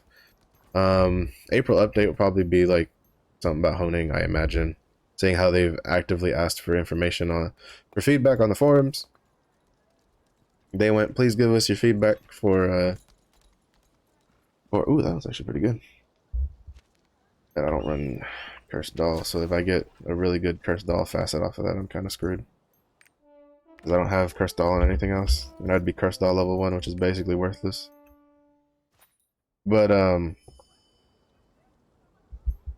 yeah, it's just, there's a lot they can do. There's a lot. So we'll see. To be honest, I want a Spirit Absorption. I would like a Spirit Absorption,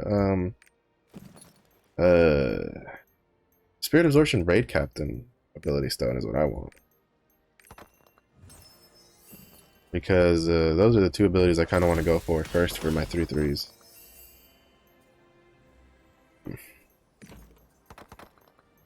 Neither of those gave me what I was looking for. Alright, let's see what we get on this.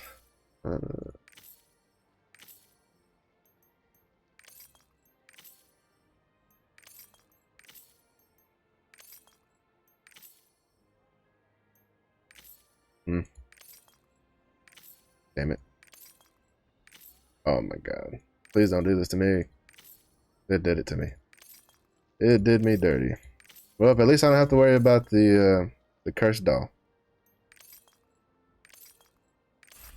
Damn it. I was hoping I could get more of this, because I think that's less than the stone I have already cut.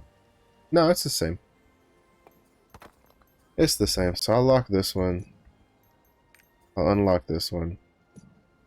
In an hour I'll be able to dismantle it. And that'll work. Let's see, we're gonna hone some more. Weapon takes so much.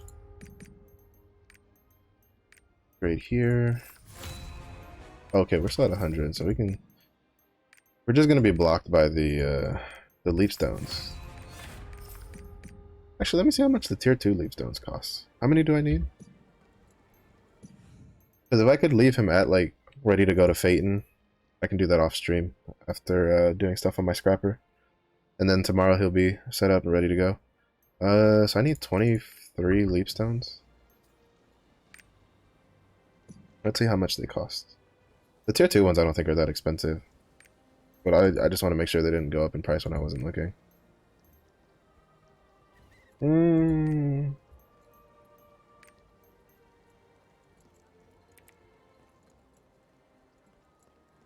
That's more than I want to spend. A lot more than I want to spend. Absolutely exquisite. Vernice merchants know how to turn up. That is a lot more than I want to spend. I still think I have like half of the actually I don't know, actually I might have emptied out the chaos dungeon right now already. I mean I still have Yorn hard mode dungeons to do. I'll do those off stream. I'm just checking to see if I can plan what I'm gonna do off stream.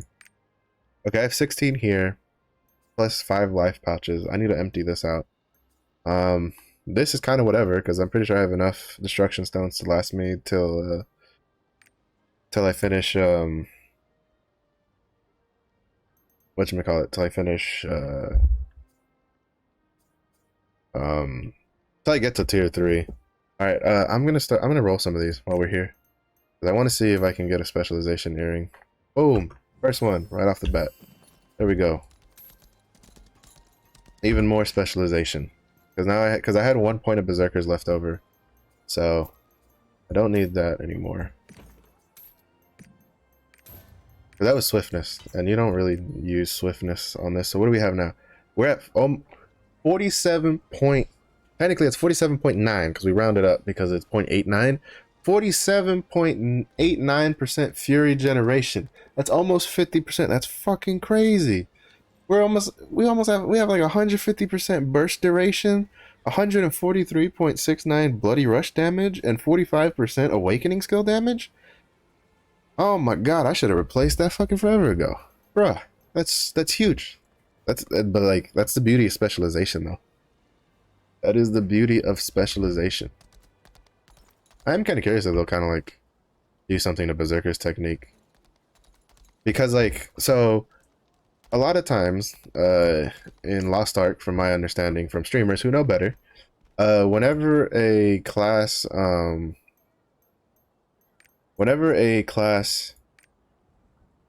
engraving makes you lose something of your functionality as a class, it's supposed to be weaker than the other class engraving. So like for instance, Pistolier on Deadeye makes it so you don't have to swap between shotgun and sniper anymore, and you only need to use your pistol abilities. So in balancing wise, it's easier to play than enhanced weapon, which requires you to swap quite actively because every time you swap you gain a buff. So then obviously the enhanced weapon should deal more damage than the Pistolier. Now the Pistolier should technically still be viable, or at least like I would say probably normal and hard mode. But it should be weaker by all rights. On the flip side, I think we just made it in time for Naruni. Oh wait, no, Naruni's in like 17 minutes. I'll do that off stream. We'll grab our quests real quick. So, but Mayhem has this weird kick where you lose the managing of the Fury bar, but you also lose a shit ton of health, and you lose the crit buff from the from your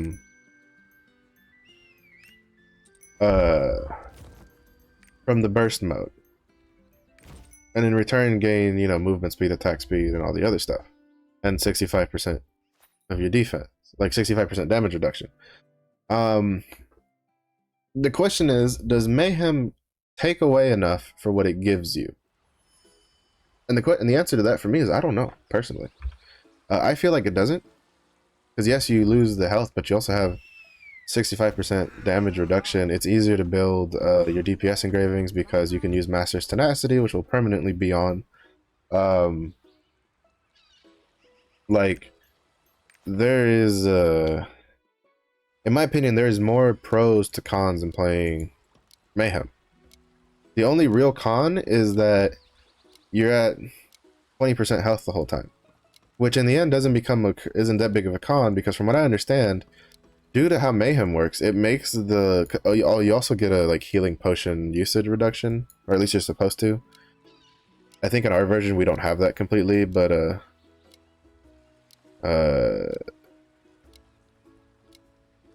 but it will eventually come. But basically, from the way I understand, the negatives of Cursed Doll and Grudge don't affect Mayhem as badly as they affect other classes because of the way those things stack. So it's arguably easier to build a Mayhem Berserker than it is to build a Berserker's technique, or Technique Berserker. It was also called Secret Technique in the other versions. Arguably. Now, personally, I really don't give two shits. I've tried Mayhem, I've tried Berserker's Technique.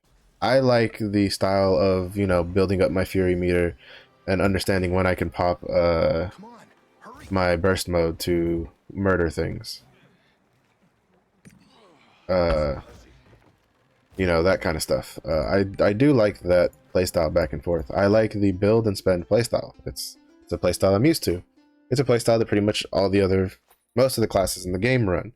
So, to me, Mayhem is a bit boring because it doesn't really give you anything to play with. You run faster, cool. You have this weird little lightning effect that kind of hurts my eyes when I stare at it for too long, and I'm gonna have to stare at it a lot because it's on my character. Which, in my opinion, also doesn't look as cool as the like red, like smoke aura stuff that you get from the normal burst mode. But that's it. Like, you don't get any new abilities. You have your Darkness Rush available at all times, but you don't really use it all that much because it doesn't deal that much damage in comparison to your other abilities in Mayhem. So, it's kind of like, in my opinion, it's kind of whatever. Oh my god, what happened? I think my internet is like losing its shit today, which is gonna annoy me because it shouldn't be, but it feels like it is. Also, I need to do my stronghold farm. I'm not spending enough of my energy. Fireflies. I think actually today my internet might just be wigging out today, which is weird because it was working perfectly fine earlier. I swear, like I think I'm gonna one of these days I'm gonna try streaming like another game that's online. Well, actually, Lost Ark's the only game that I play that constantly draws like online like data. I don't know. I think I might try another game one of these days just to test. Maybe on the weekend or something. Do a little cheeky variety stream on the weekend.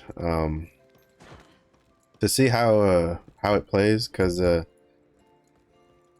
mean, I have these issues when I'm not streaming also, where like my game will lag, the internet kind of starts acting up, and it only really happens when I play Lost Ark. I don't know if it's because of I don't know if my ISP just doesn't like me, because that's also an option. I just realized I forgot to put Hypnosis Eyes as a Bifrost point on the Berserker. I'll have to do that later. Also, where is Illusion Bamboo?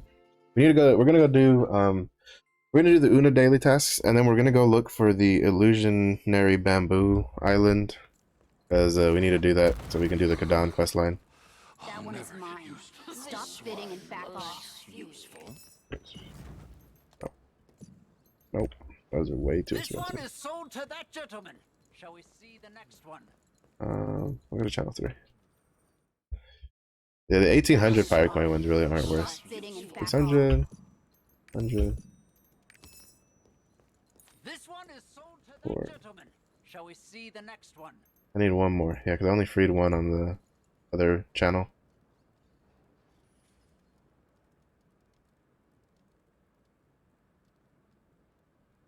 Yep, that's the timers are still borked.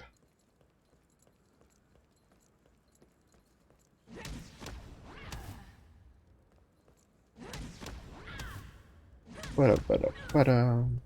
While we wait for these to like refresh. Oh, of course they refresh as I like open it. I want to see. There you go. I try to get the 600 and 900 ones over the 300 because those have a chance to give you the boxes, which are the ones that, you know, which then give you a chance to get sailors, get pirate coins. I think that's also how you get the island heart, but I already have the island soul for Speaking of which, the prisoner isle, so it doesn't really mean much to me. But it's copium that I can get copium that I will get some pirate coins from it. Yeah. But most of the times they just give me the pouches instead of giving me the boxes.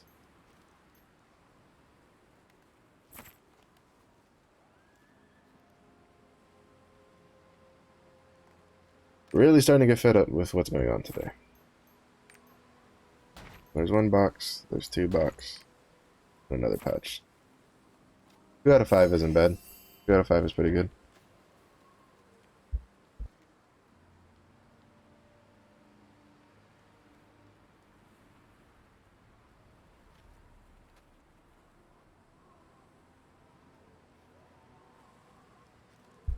I feel like it also might just be like the thing with daylight savings time, because well, probably not. I just think my ISP is acting up. I'm not gonna give my ISP excuses. We spend enough money. We give them enough money that they should have their shit should work. So no pirate coins. Rest in the pepperones. At least not from what I noticed. Right, I need to dismantle these. Worse. Don't use. Oh, right. I was saving these in case I decided to go back to shock training, because I kind of want to go back to shock training. I feel like I've gotten a slightly better handle on mechanics in this game. Watch me say that and I regret it. I will say the one nice thing. All right, I will say the one nice thing though is that I do get quite a bit of blue potions from the slave stuff, which is very nice. Like, it's very, very nice. It saves me from having to open more boxes and stuff. And you get a decent amount. I think you get like, I get like 4 or something that time. I didn't see how many. Actually, we can probably just look. Let's see. How many did it give us? 1, 2. Just 2. Still, 2 is better than nothing. That's almost one whole that's like if I got one more, that basically was the equivalent to a to like a craft from my stronghold.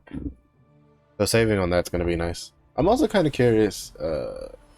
I'm assuming that so if you don't know, the timers are borked on for when things spawn in this game, for anything that's not every hour at the top of the hour. I am curious if they are going. I mean, I imagine the easiest fix would just be to change the timer to just show when it would actually spawn. But they could also actually like do shenanigans and try to shift the what you call it, the events to spawn like when they were supposed to. But we shall see how that works out. Personally, in my opinion, daylight savings times is redundant at this state, but they keep it going for a reason, and apparently it's a higher level reason than I can even begin to comprehend. Because to me, it don't make a lick of sense to keep this shit going. Okay, our daily. Are there any pants that are cheap enough that I like? No, because that doesn't match. Also no, because that still doesn't match. Man, everybody really likes the Covetous set, huh? I mean, it is the better looking set, in my opinion. Meh. I actually kind of want to get these. I do like the way these boots look on her. But I'm not spending no 2.3k on it. Done lost your damn mind. Any of these for cheap? 4.6. Bruh, for 4.6 I could almost get the whole set. Meh. Alright, if you are buying these chess pieces for 7.5, you're probably like shooting yourself in the foot. Especially this one. If you buy this for 8,000 and you don't own any other piece of equipment from the Omen set, please just come and buy this. You can get the entire set and choose whatever color you want for 100 gold cheaper than that one chess piece. And then if you don't like the rest, if you don't like the helmet and you don't like the pants, then just sell the helmet or sell the pants.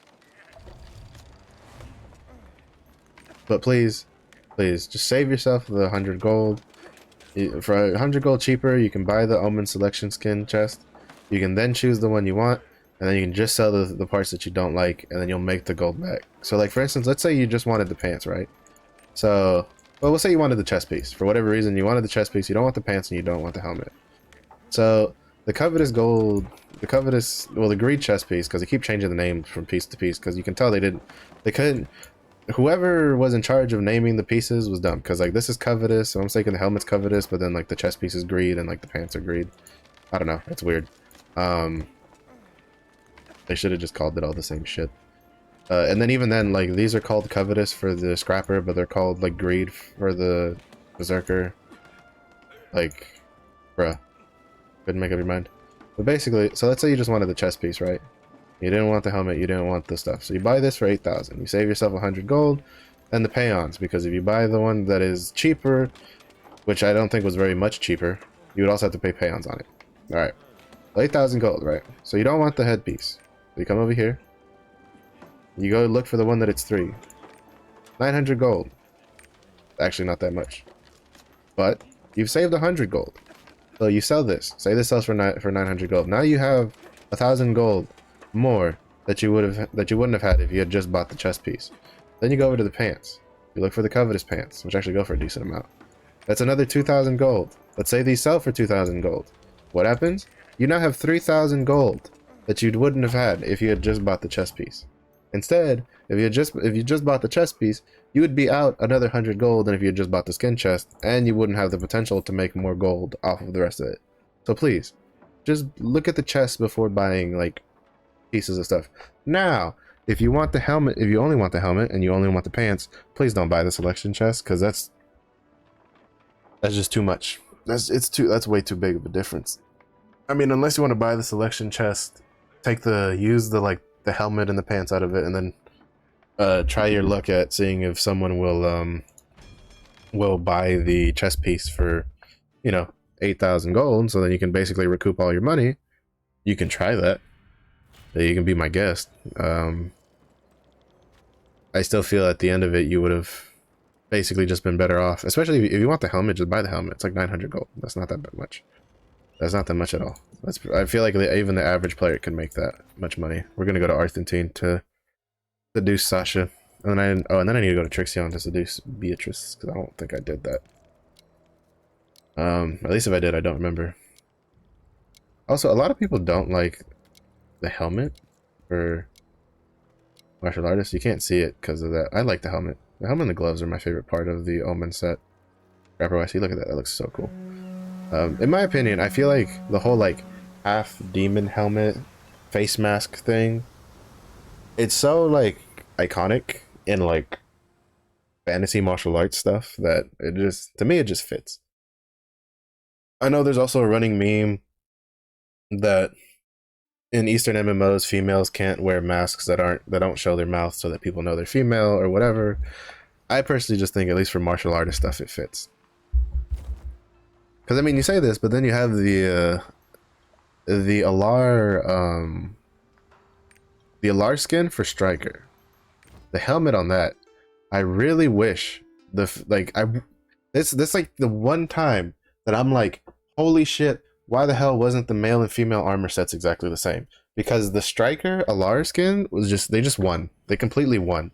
The entire skin looks so much better than the female version. And then they have this little half the half mask thing going, where it's you can see the eyes and you have a headband and you have the face cloth, and it's Oh my god, it's so cool. But you know, we're gonna go see. We're gonna look at it so you guys can see what I'm talking about. Because this is something that if they had if they had done this for the female version, you would see so many people running around with this because this just screams martial artist. And then there's also like the chess piece. Like I would be using this chess piece if we had like a female variant of it. You know, actually, I probably would have just bought the whole fucking box for the scrapper. Because like basically if I had that, if the Alar skin for scrapper had looked like well, for martial artist female had looked like the male one.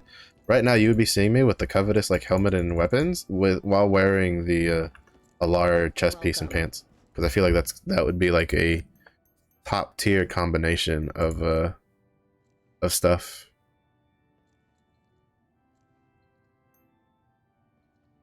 Okay, so we do this. We do this. Ugh. I gotta remember to go do my emote for Yule later. Oh. I didn't think I'd have time, but we made it. We made it. We can do it. We're gonna do it here. We're gonna do it in Argentine. Oh shit. I gotta run. I have a couple minutes. This is you know, if I'm in there like fresh, I get mad because it takes so long. But this is the second time I've been kind of like almost late with it, and I'm really glad that the thing has a little bit of start time. I can make it. Awesome. Here we go. Naruni Racing. Okay, I want to see. I'm hoping I can have as good of a performance today so I can show you guys how to do Naruni Racing, like how to be pros. Because you have to channel your inner championship, like your inner champion Mario Kart racer. So basically, no mercy, anything goes. You're just trying to make their life, you know, you're trying to make the enemy team question their life decisions. I don't know if it'll work as effectively because there doesn't seem to be a lot of us in this one. Oh, we're getting more people. But like yesterday, I was able to have like 3 people, like hold down 3 people in the back on the enemy team for a good chunk of the race, and it led us to win the race. And it was really, I was like, yo, this is fantastic. So I'm kind of hoping I can have a you know, a same performance today. Also, this, if they could please, oh my god, why would you do that? The pants for the tier 2 set look so good. Basically, I wish I could skin my tier 2 set on my onto my scrapper for the chest piece and the pants, because I feel like if I had the Phoenix, you know, chest piece and pants mixed with the covetous set, oh my god, that would look so fucking good. So good. Like, just thinking about it makes me regretful. Oh, they did change the name of the gauntlets. This used to be called Covetous. They're not called Greed. I remember because it threw me off when I was looking for the Covetous version on the auction house. For the well, when I was trying to look for the Greed version, I didn't see it on the auction house, and I forgot to just preview each individual one. And so I bought the Apocalypse ones because I thought those were the ones I wanted, but they weren't. It was the Covetous ones because they're pimped out in gold. Even though I kind of feel like I should have gone with the Abyss, because like the Abyss color variation for other classes, at least for all the ones I've seen, is like black and blue, while for the Scrapper it's like darkish gray and purple, mostly because of the purple. It's like darkish gray and it's got like a purple effect, and I think it looks really cool. Here's Apocalypse, that's the Greed. I'm pretty sure those used to be called Covetous at some point. That's not the male. But I sold it a while back. That's the headwear. See, I spent too much on it. This is now worth like 900. That was a waste. I should have waited on that one. But at the time I didn't really care. I still don't really care, to be honest.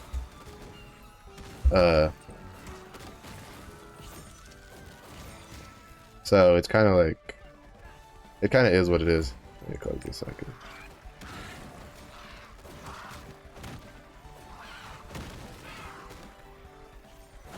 God, I can get on that. Oh, let me in.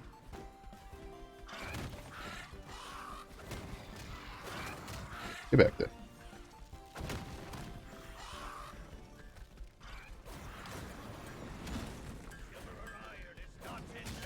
Get over there. As I'm saying, you gotta channel your inner Mario Kart champion. Like anything goes.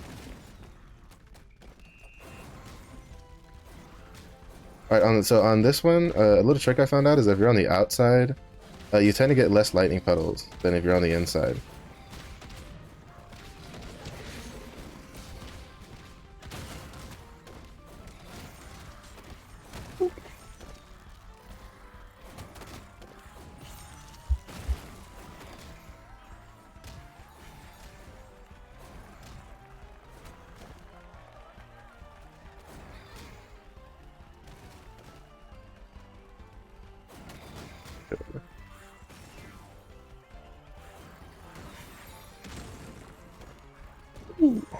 Some gamers in this one.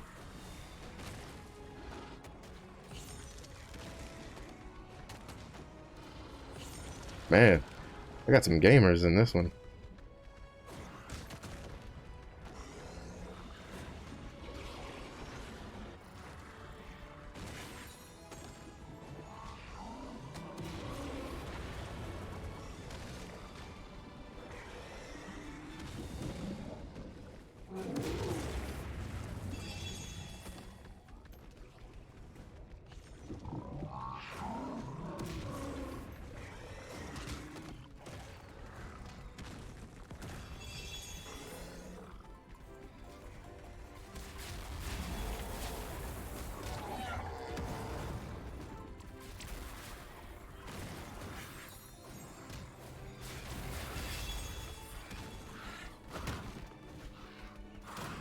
Ooh, you got the... What? Why did I stop moving? I don't think I got stunned.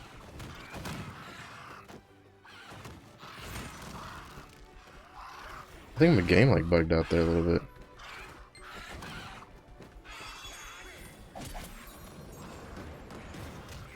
Damn it.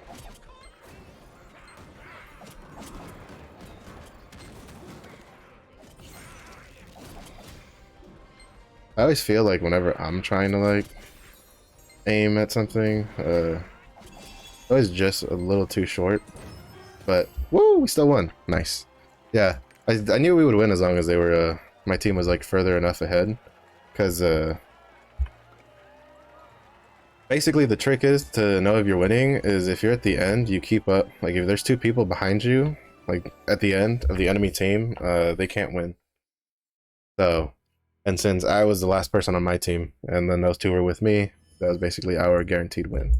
That's in case you you want to know ahead of time. But there were some good players though. Though it was kind of weird that I don't know why like my character just stopped moving. I don't know if my game lagged there for a second or not. It's like I looked at at the stream and I didn't see the stun debuff pop over my head. So okay, we're gonna look up where Illusion Bamboo is. Illusion Bamboo Isle. Oh, it's in Yorn? Alright, so we're gonna go to Yorn. We're gonna go do Illusion Bamboo Isle. And then after that, we're gonna go to, I think North Vern is where I have to go to get the start of the quest from. And then we'll do the Kadan quest line, which I've heard is really good. So, also just in case, because I don't know, it'll put me in a dungeon. One thing I always forget is I try to turn off when I go into a new zone the skip dungeon cutscene one. I kind of wish they had, I think 14 has it, where you can select whether you want to skip the cutscene or if you want to skip, like, previously seen cutscenes. And I wish this had that. Because I like the skip cutscene option.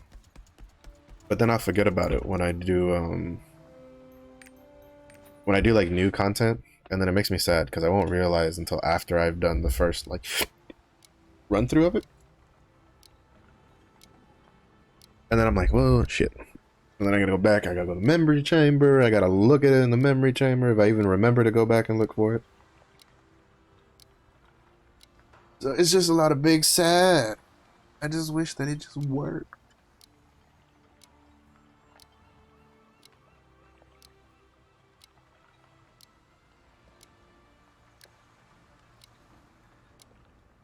I need to get the stretch emote though. Even though if I get the stretch emote, I won't be able to continue doing rapport with Yule. Cause I use Yule for the one, like I have one emote rapport thing left over, but and so I go use that on Yule because Yule has a charisma potion that I would very much like from her. But if I get the stretch emote, then I'll use both of them on Beatrice. Which, speaking of, we're gonna go do our daily Beatrice rapport.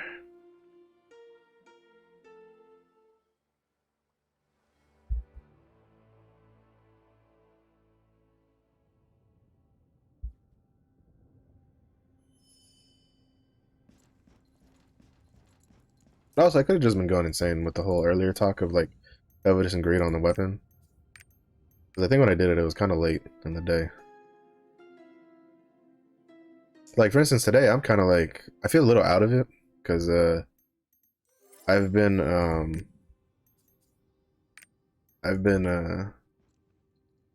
the daylight savings time has kind of been kicking my ass. I've been I mean, you mix daylight savings time with the change in weather, because like it was like in the high 60s on Thursday. Well, no, it was like Wednesday was a high 60s. Thursday it dropped a little bit, and then Friday at night we got a snowstorm that dropped about like an inch of snow on the ground, and then it stayed cold enough on Saturday where it took like almost all day for the snow to melt because of the sun. And then Sunday it started heating up a little bit, but it was still pretty cold. And then today it's back up into like the mid 60s, and I'm just like, and like I could tell that it started warming up like last night because I was struggling to like sleep. I kept waking up a lot because I was getting uncomfortable because I was like flip-flopping between being too cold and being too hot, and it's just like I'd very much like it if the weather could figure itself out. So then you throw on top of that whatchamacallit, you throw on top of that daylight savings time, which, you know, kind of throws my entire sleep rhythm out of whack, because even though you know it's an hour shift, it's throwing off when you wake up and when you go to sleep at the same time. It's kind of throwing it out of whack. So with those double whammies, even though I slept, well, I'll say slept with quotation marks around it, because I think I definitely woke up a lot and definitely didn't have like very peaceful sleep. Probably about like 8 hours, and that was with taking like an extra little like hour in bed to like rest and and like, you know, just try to give my body time to relax. And like I'm still I feel beat.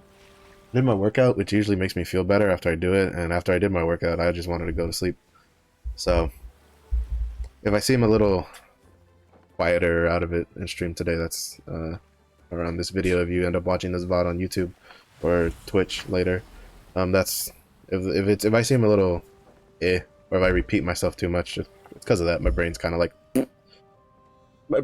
of shit the bed. But we still doing this, and I have noticed that there's been some people that have watched the VODs. I don't know if it's friends of mine or not, but I do appreciate people who come back and watch later. I think I might maybe in the future kind of like tinker with some times. I tend to stream around this time because it's the one time I know that I have like free, that I can do a continuous streaming. And then I stay up too late to stream even earlier, which, to be honest, wouldn't make sense to stream earlier than now. Like, this is probably like the earliest that would probably be the best for me to stream. So, you know, just do what I do.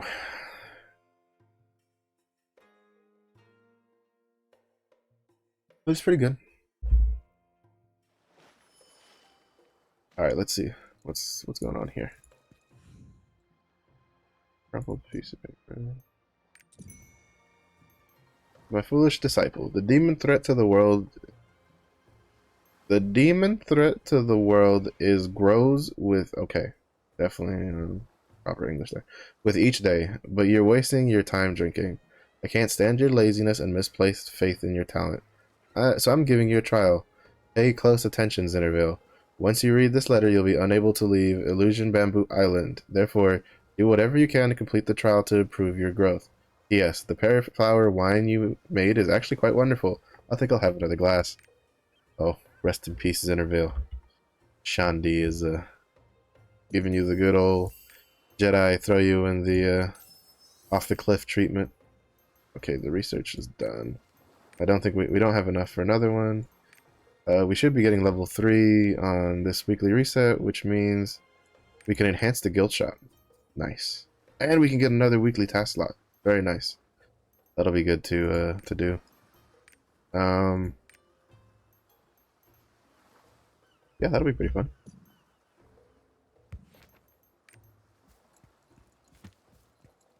That will be pretty fun. Wait, who the fuck is that?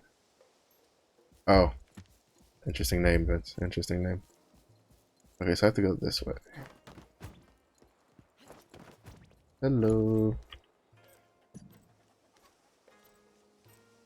I also still need to do my Chaos Dungeons, but my goal right now is I kind of want to just do Kadan on stream, because I feel like this is I've heard this is a good storyline. What up, buddy? Flower wine. I worked so hard for it, and he disappears with it. Why did he lock me in here? Is this a test or a trial or something? Ugh, he's the worst. Wait, who are you? Why are you here?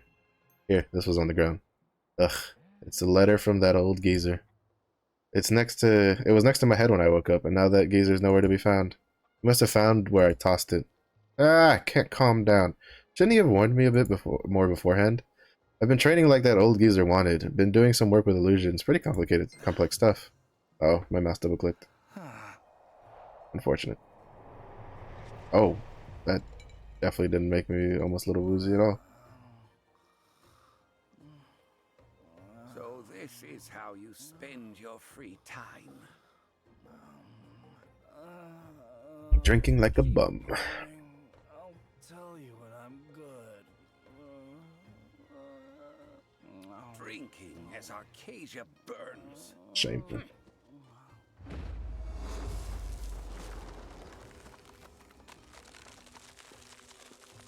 So Shandi's like, I kind of thought he'd be more of a. Well, I guess it would make sense that he's a bit more of a caster. Supposedly, the artist is supposed to be the same race as Shandi.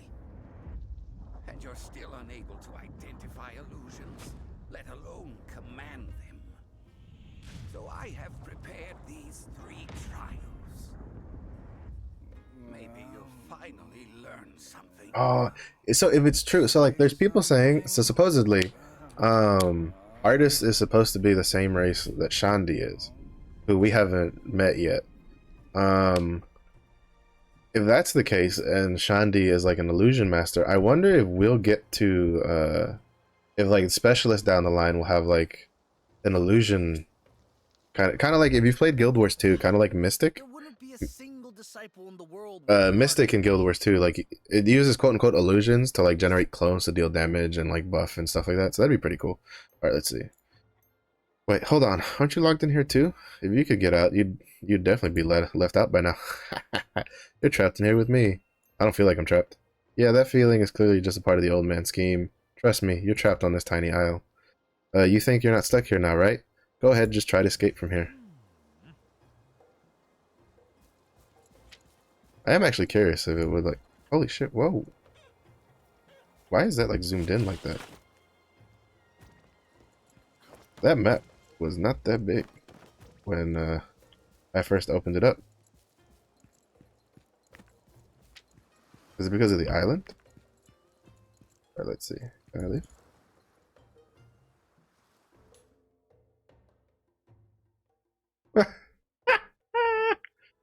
Oh, if it lets me. Where's Intervale? Oh, that's funny. That means Shandi is to the level of an illusion master that he can even target the illusion to lock down specific people instead of like uh instead of just being general. That's amazing. Um I do know so like his like limit burst. Okay, this thing is still huge. I hope that doesn't stay like that. That's gonna be kind of bad when you get on the bigger maps. That's gonna cover my whole fucking screen. Hope that's not a bug. Like, I might just, oh, nah, I guess I could have tested it out and see if it dealt with the thing that much bigger. How did you get out? And you came back? Why you and not me? This place is messed up. Ugh, I can't believe this. So what is Shandi's trial? Trial? I don't know about that. The first thing I checked when I saw the letter was my pearl flower wine.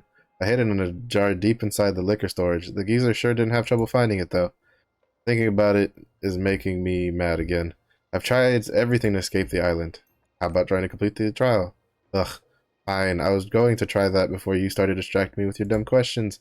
I really want to whoop his ass one of these days. Like, he's definitely like one of those characters that you're just like, can I just beat the shit out of this kid? Also, apparently his spear was made by Shandi. Let's go. Might as well see how the geezer will try to test me. Let's search this island together for clues. I'm going this way. Don't get lost. Apparently the spear Zinnervale uses is called like the Esther spear, which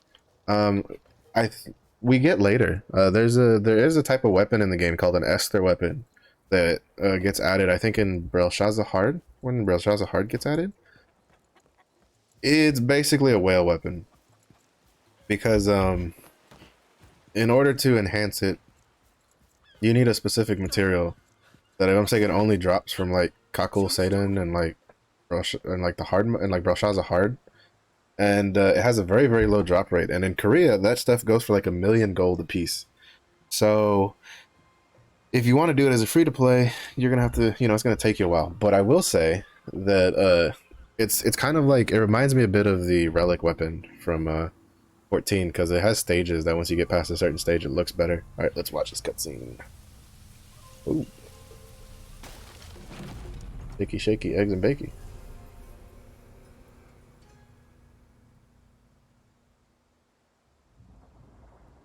So there's a portal here. So, you're not falling behind. Impressive. Don't mind me. You just try and catch your breath. By the way, I've never seen a tombstone or an illusion gate like this on the island before. Very suspicious. I bet this is the trial that old man wants to put me through. You can already feel the energy of illusion seeping out of them. Come on, let's head inside. I think there's another island I need to do before doing I think the quest, the guide quest tells me, so I'll check that in a bit. See? I told you it was the old man. An illusionist can make something like this in a day. Geezer told me that the power of an infallible illusion can actually change reality through imagination. Alright, let's see how great it is. Open the front gate. What is this weird Knock, knock. place? An intense smell of alcohol. Are we gonna get like drunken boxing? Oh no, it's just like a winery. Oh, the old man really outdid himself this time.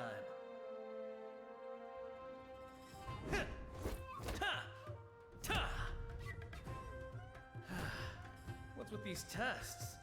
Can't I just smash my way through everything?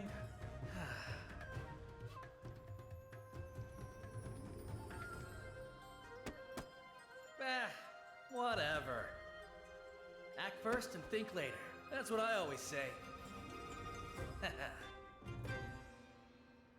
And that's why you ended up passed out drunk and your master stealing all your booze. It's the way of focus, where you'll calm your wandering mind. Solve this problem I've prepared for you. Focus your mind on finding the path, and you'll get to the exit. Oh. I can't just explore myself. I have to follow the quest markers. Oh no, it'll probably tell me to go to this. Yeah. They're like, you can't break that. Too much stuff. Can we go this way?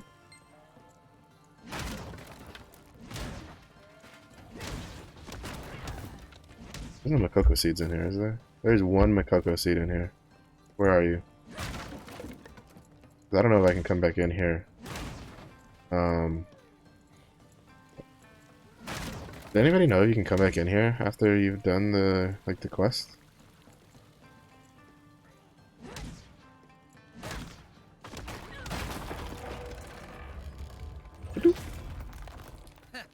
This is easy. What do you mean? You didn't even do anything! Bum? It's fucking bum.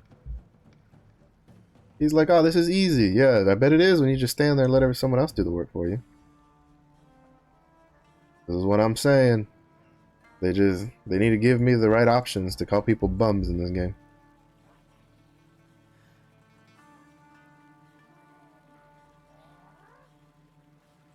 I would very much appreciate any time an MMO gave me.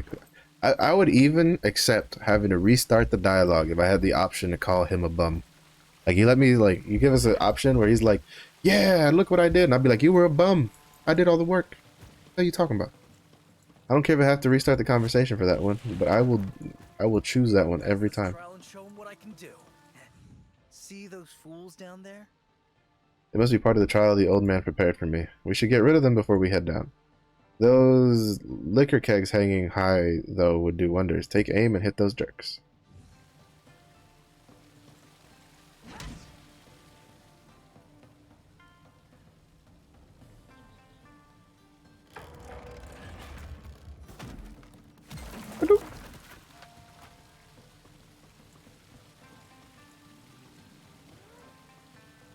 I mean, I could have probably just beaten the crap out of him. Focus, destroy, destroy confirmed, Just kidding. I do want Destroyer, though. I am very excited for Destroyer.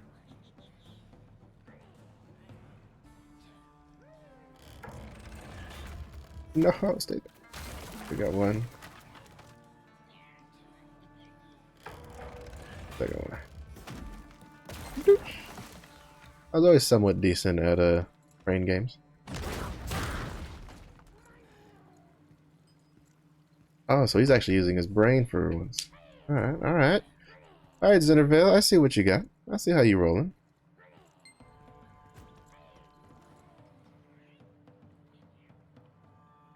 Assuming you want me to break like this.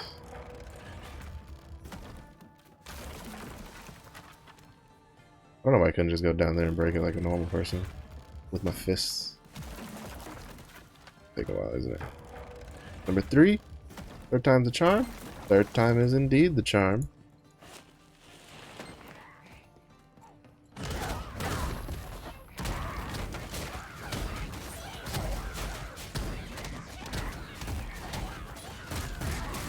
Ooh. Oh, that did some damage.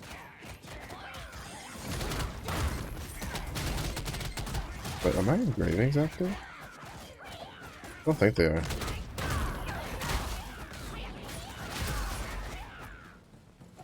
Because, pretty sure I have my adrenaline rock on. Or do I have my preemptive strike rock on? No, I have my adrenaline on. I'm not getting stacks of adrenaline. I guess this is one of those, like, I've heard there's some of the islands are like equalized. I guess this is one of those. How the hell is he finding that? Bro, you're taking like 3 years to kill one thing?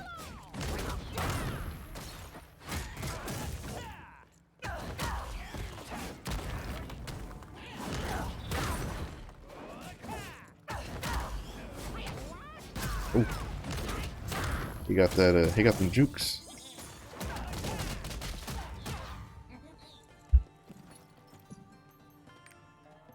Yeah, see, I have Taijutsu. I'm supposed to have Taijutsu 3. I'm not. But I don't think I do. That's odd. I'm not sure why you would choose to, like, deactivate engravings on a, like, 1100 island.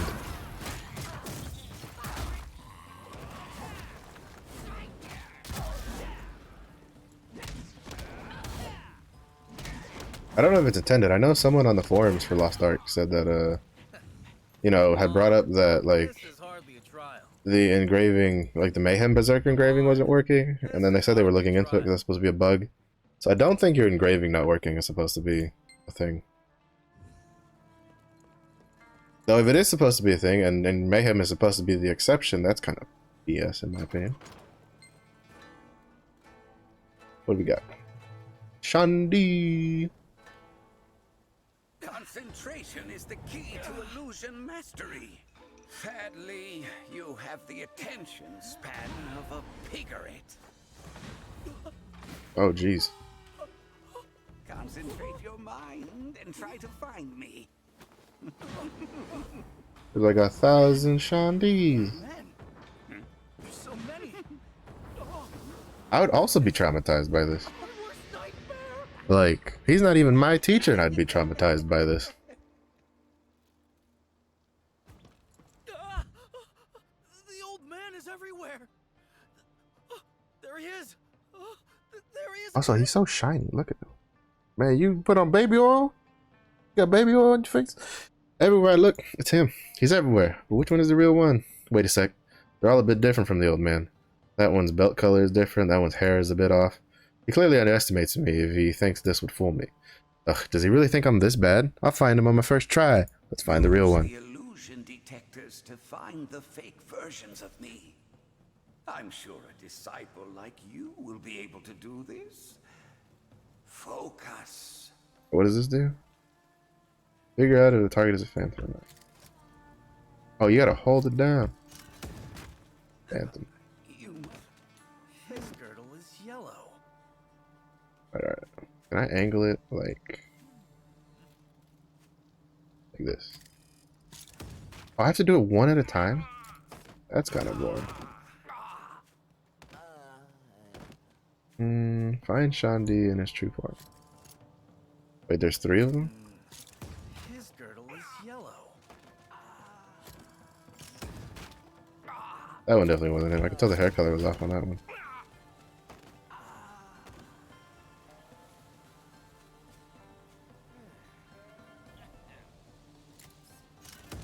Supposed to be yellow, he said. So it's probably this one. No, never mind. The hair color is off on that one too. This one? There we go. One down. Next. Alright, so he does give you a hint. His girdle is yellow. I'm assuming Xenerville is supposed to be over here somewhere. Give us another hint. Or is it just like... No, yeah. I'm assuming there's supposed to be another hint over here somewhere. Yeah. The old man would wear brown. Brown. Alright, so we're looking for brown with white hair. Is this one? Yep. Yep, so you gotta go to like near the camera location for if you're doing illusionary or illusion bamboo isle. You go to the camera locations and then you listen to Xenerville and he'll give you a hint to look for in the models. Oh, is this one? Am I supposed to like... Oh no, here we go. Always wears something over his silver hair. Something over his silver hair. Bro, I can't even barely see his hair.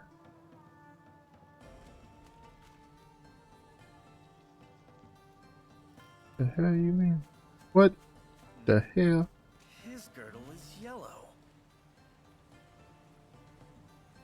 Oh, he just gave you all sorts of hints. So girdle yellow, wear something brown. Something over his head?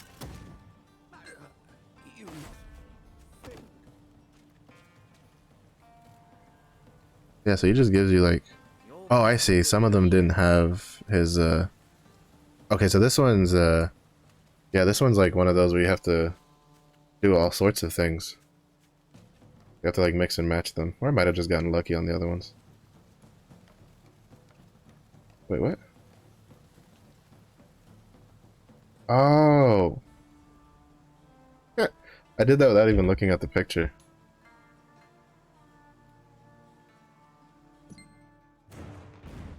That's funny.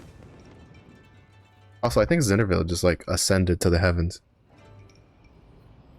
Because I think I saw him like walking like up into midair or something. Some shit like that. Those who command illusions must be sensitive to changes around them. Remember this?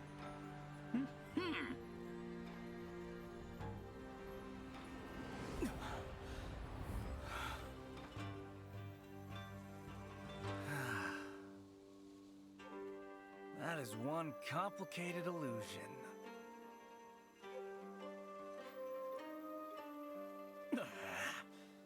You'll pay for this, you old rat. Alright, so the kind of like ghetto put together looking spear thing I can kind of get, you know, get ahead with. But like, what's with the plank of wood on his forearm? Even when I close my eyes, I can still see his annoying face. Sight of so many old men is traumatizing. Will he show up in my dreams next? Okay, let's bring that bamboo twig to the barrier stone. There's a bamboo symbol on a similar strange stone at home, so it must be related.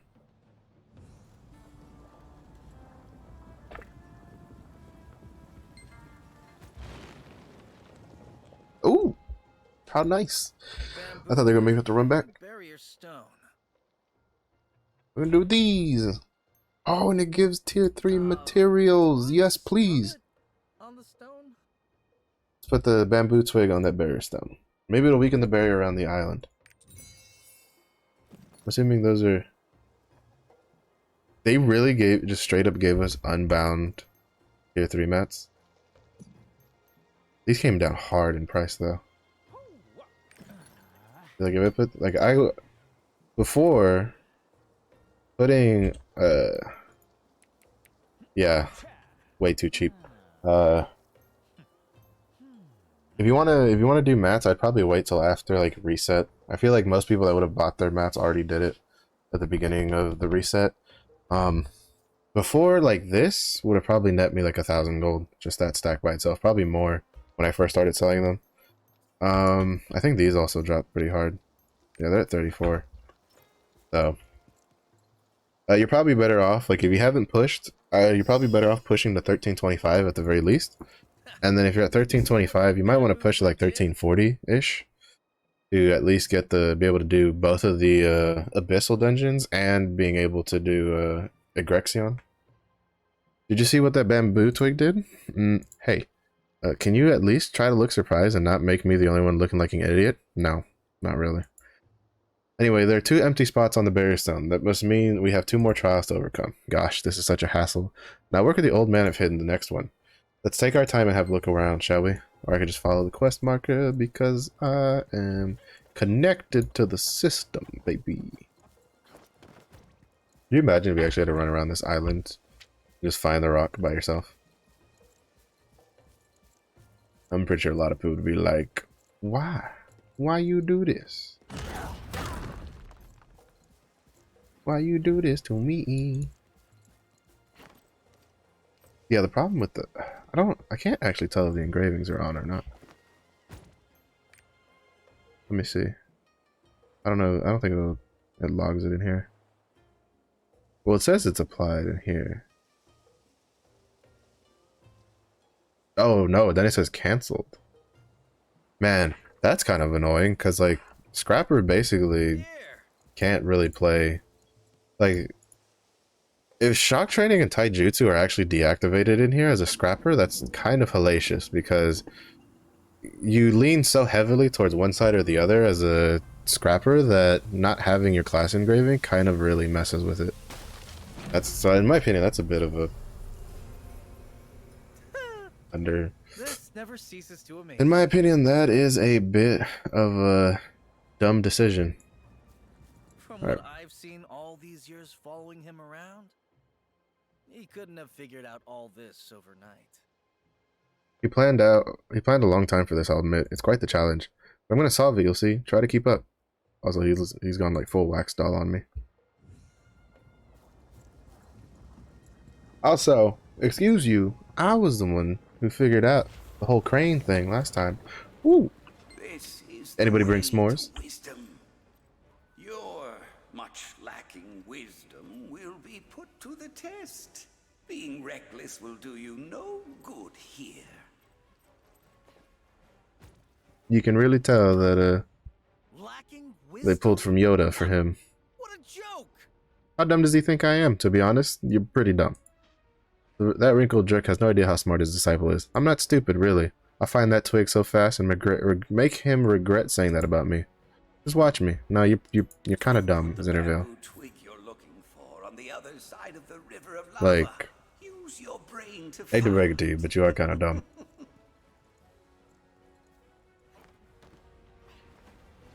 And the problem is, you're not even like the endearing type of dumb. You're just annoying. There are fiends everywhere. They popped out of the hole, and now they're blocking our way. But luckily, we're no strangers to fights. Let's just get rid of them. Let's wipe them out. I don't think that's how that works. Maybe it will.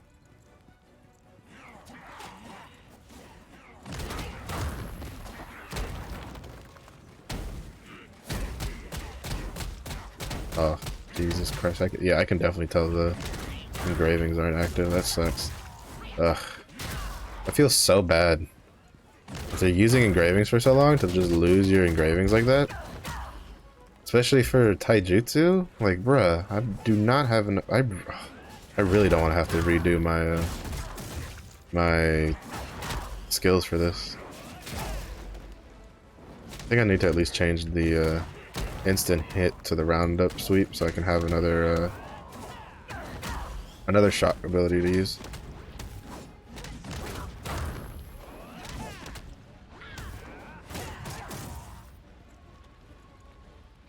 Yeah, with how slow that's regenerating. I think I'm gonna...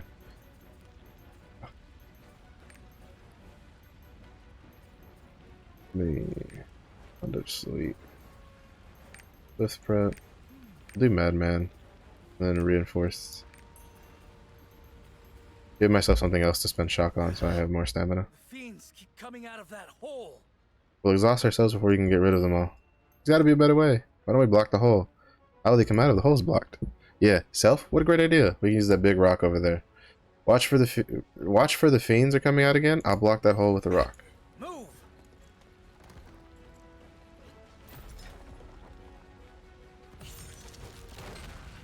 Maybe this isn't the right way.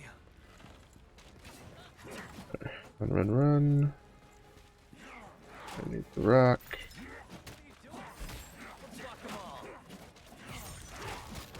Cover the hole. There's one more. Of course, I'd have to do it like 20 times while he only does it once. What a bum. Throw the rock. Oh, is that last one? Like, I gotta kill this one?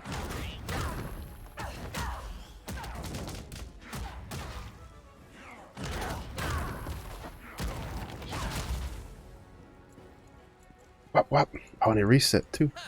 How do you like that, fools? You see that? They can't come out anymore. I'll climb up and figure out where we'll go next. You go on ahead.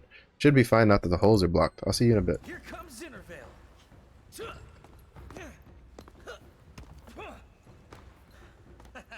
You can parkour pretty good and give him that much. Still don't really care for him as a character, personally. Alright, hold on, let me double check this. Yeah, okay, so once we're done with the bamboo, we can do the Kadan questline, but we'll see how long this takes us. I might save for Kadan for the next stream.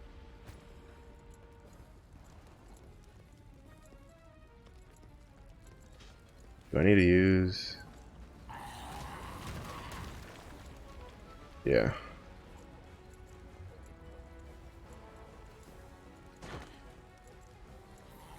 Cool. There we go. Close the portal. Bring these guys over here. I kind of imagined when I saw the explosive dudes that I had to do that to get them to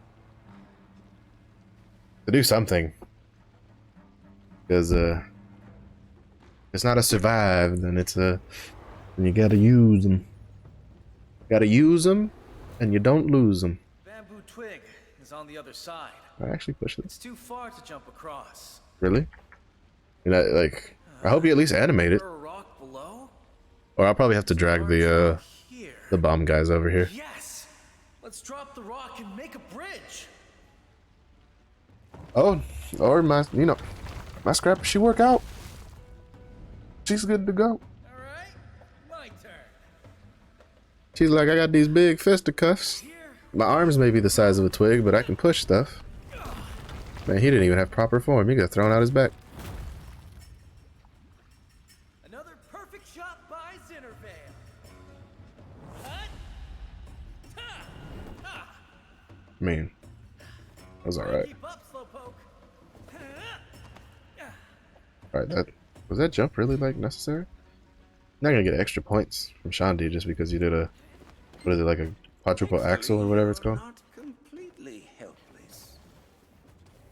I would like to go on record, Shandi, that he had help. Hey, Geezer, tell me the truth. Aren't you proud of me? I finished the Trial of Wisdom pretty easily. Used my wisdom though. Remember, forging a flawless illusion requires So, the we found the wisdom second to see bamboo through twig. things. Probably in record time too. The old man's gonna be so annoyed we crushed his stupid trial. Frankly, can we even call this a trial? It's super easy. That geezer must really think I'm inept if he thinks this will challenge me.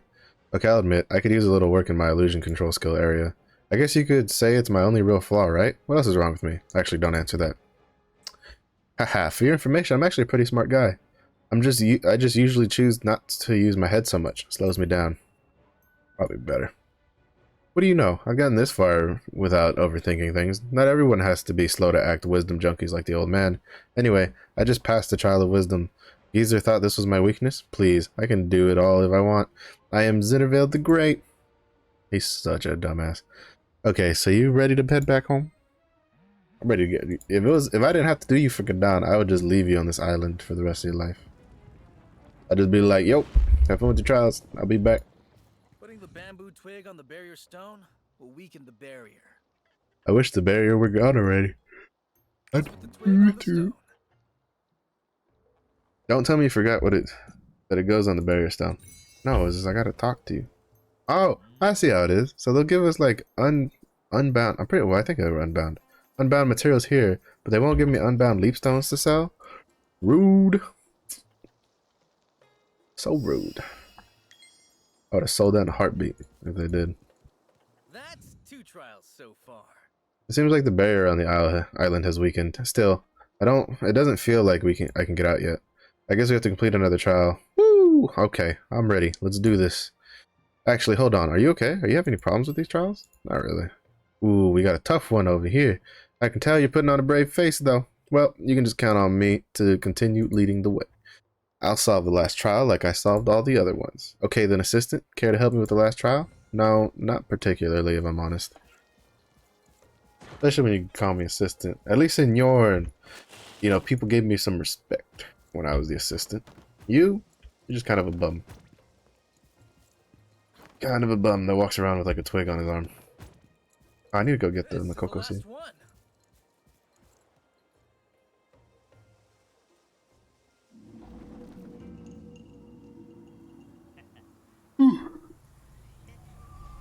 Summon the portal. Let me enter. As long as we don't enter this portal and hear Gladys's voice, we'll be fine. Because if you enter a portal and then you hear Gladys's voice, she offers you cake. The cake is a lie. Did you just feel that? No? Okay, let's get this over with. In we go. Something tells me he might just get that butt whooped in this one. Ooh. It was definitely a strange feeling. Okay, I definitely felt something that time. Like a cold chill down my spine. Can't you feel it? I did feel something weird. Right? It can't just be me. The old man must have prepared something good this time. Let's find out what it is.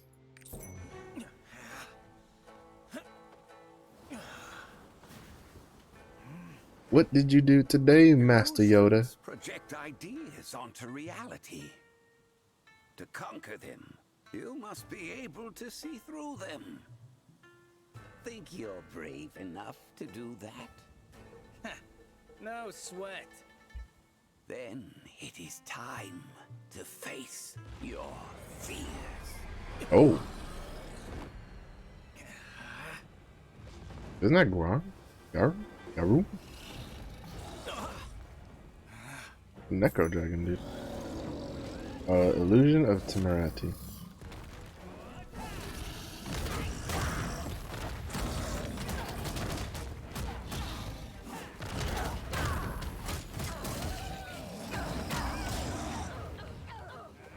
I didn't even see. I thought the back of him would be free.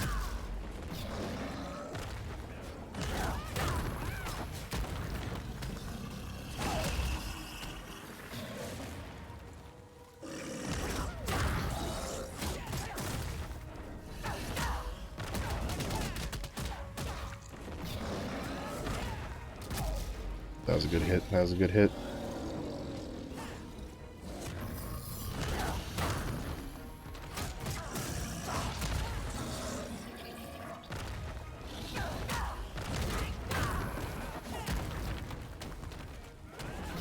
My rune's not even active either. He's not getting the bleed debuff.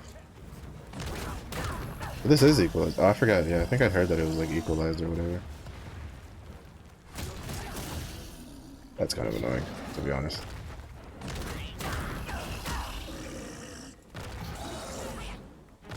Oh no.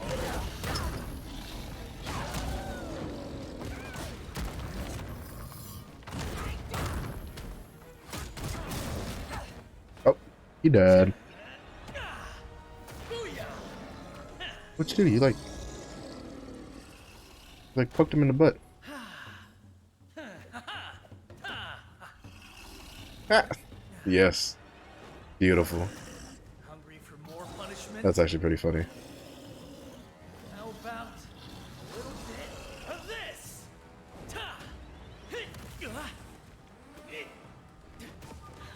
He about to open that can up. Yo, whoop it.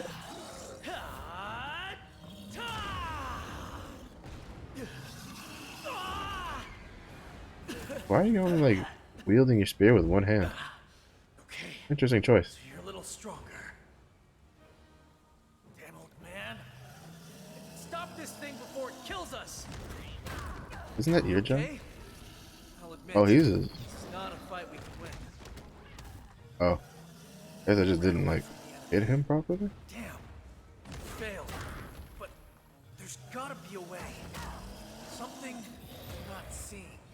Alright, cool. Sealed. Wisdom. Courage. Oh. Pain. Wisdom. Fear. Courage. Pain. Pecco, Pecco, Pecco.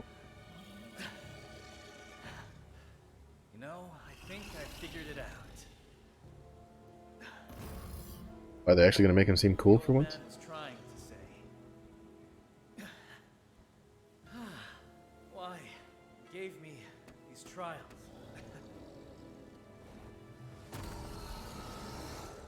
It's about remembering who I am. Ha! I am the student of Shandy, the great sidereal and illusionist. I am Dinnervale! Okay. I was hoping for something a little bit more cool than a Mind to butt control. poke.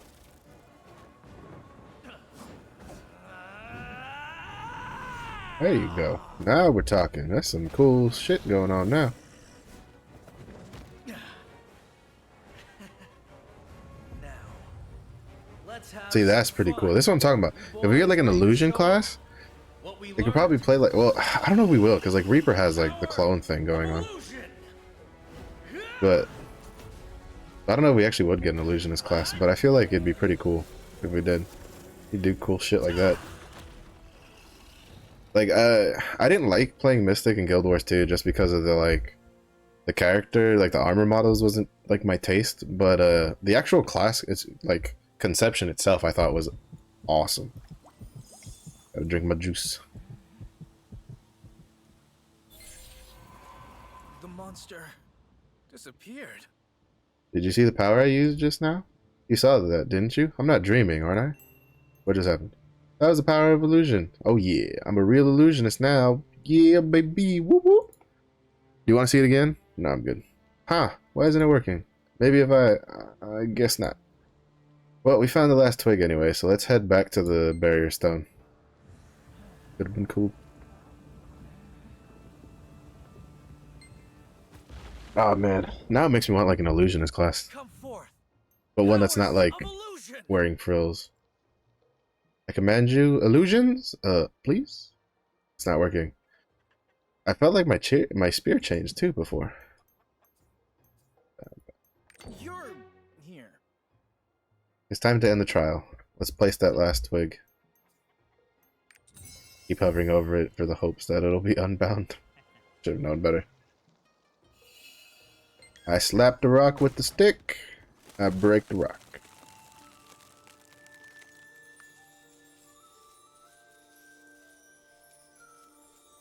I guess this is where like him and Shandi usually live.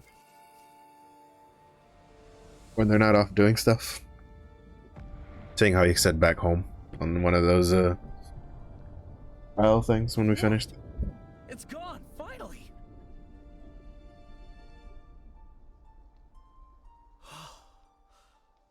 Gorgeous day, isn't it? Perfect for learning a valuable life lesson. What if you say Master Yoda? Gorgeous day? That all you have to say to me after trapping me on the stupid island? Is that any way to address a beloved teacher? Maybe you need another lesson. That's right. Just throw him in the portal. Portal first, questions later. Can't fool me this time.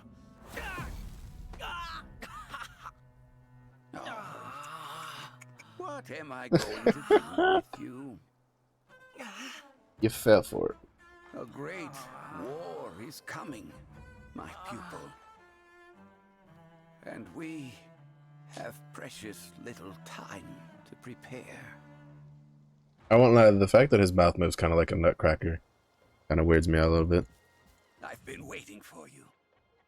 Did my trials give you a good workout? Ha! Focus, wisdom, and courage are the beginning and end of every battle. Knowing this will surely help you in your travels.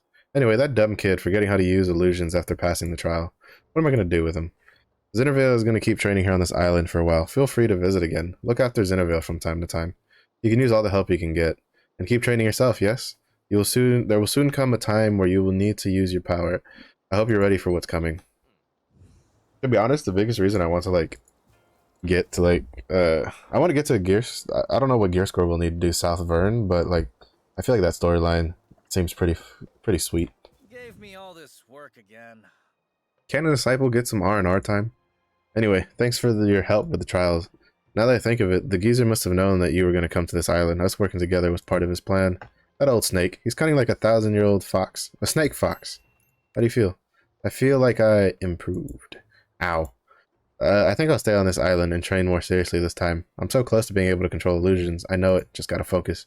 Wait, hold everything. I just remembered my pear flower wine. Old man, where did you go? Give me back my wine. Give me back my wine. Didn't give any shards though. I would have liked the shards. Oh. Does he give anything for his rapport? That's useful. That increase? Courage potion? Of course the bamboo soul. Ooh, holy, wait a minute. Oh, it's a chance though. Boo. Yes. Still, you might be able to get something good. But he's got legendary, oh, you can attain one epic or legendary. Okay, never mind, I'm not as excited. I thought it was random legendary, and I was like, at least it's a random legendary. But no, it's legendary or epic. But he also has 1,500 high seas chest coins. Claim reward here. We need to work on her eventually, but I think I'm gonna get like virtue locked with her. So I think I'm gonna wait a bit because she also has a giant's heart and her card, which is useful. Mari, I need to do this. I need to find out how to do that. Krissa, who's Krissa? We'll look into that later. Let me see. I think I took a peek at max roll. Yeah, I think it's here. I'm thinking we need this one. I like how they call these thorny vines, and there's no. They're like, honestly, they're more like roots more than anything.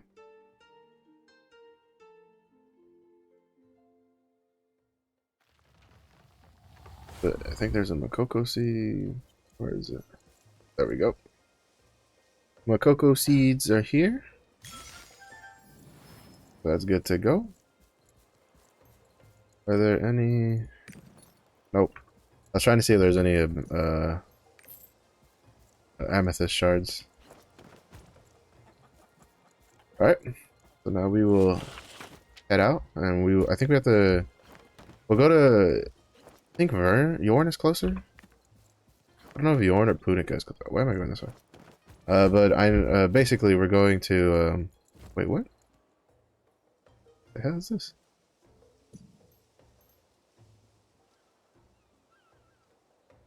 Really? Interesting. I don't know if I care enough for the roster XP for it, but I'm almost level 53 though. I'm looking forward to that. Every level forward is one step closer to 55, and one step closer to 55 is one step closer to level 11 skills. Okay. Actually, Punica's not too far. We'll go to Punica. Also, my mouse is starting to double click again. That's kind of getting on my nerves.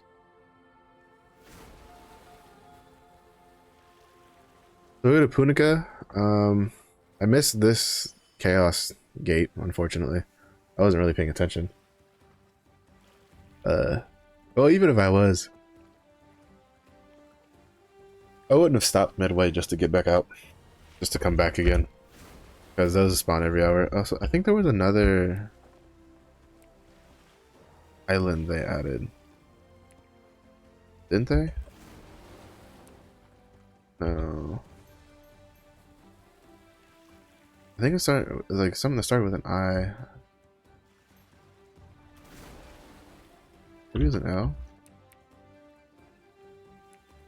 I'm thinking they were supposed to add 2 islands with this this March update. I'll have to look up what the other one is later. So if anybody remembers, feel free to let me know.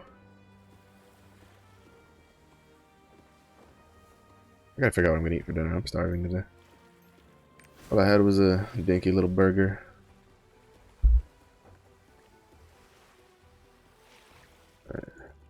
So I need to kind of figure out when these guys spawn. How much time do you have left? 7 minutes. All right, that's good enough. I need to buy him. I also need to buy him.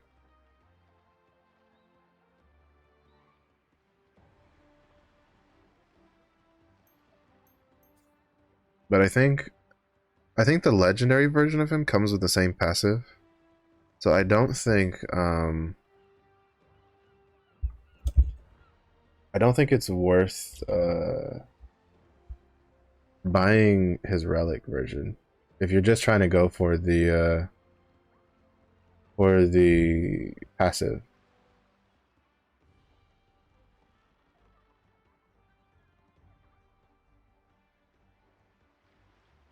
So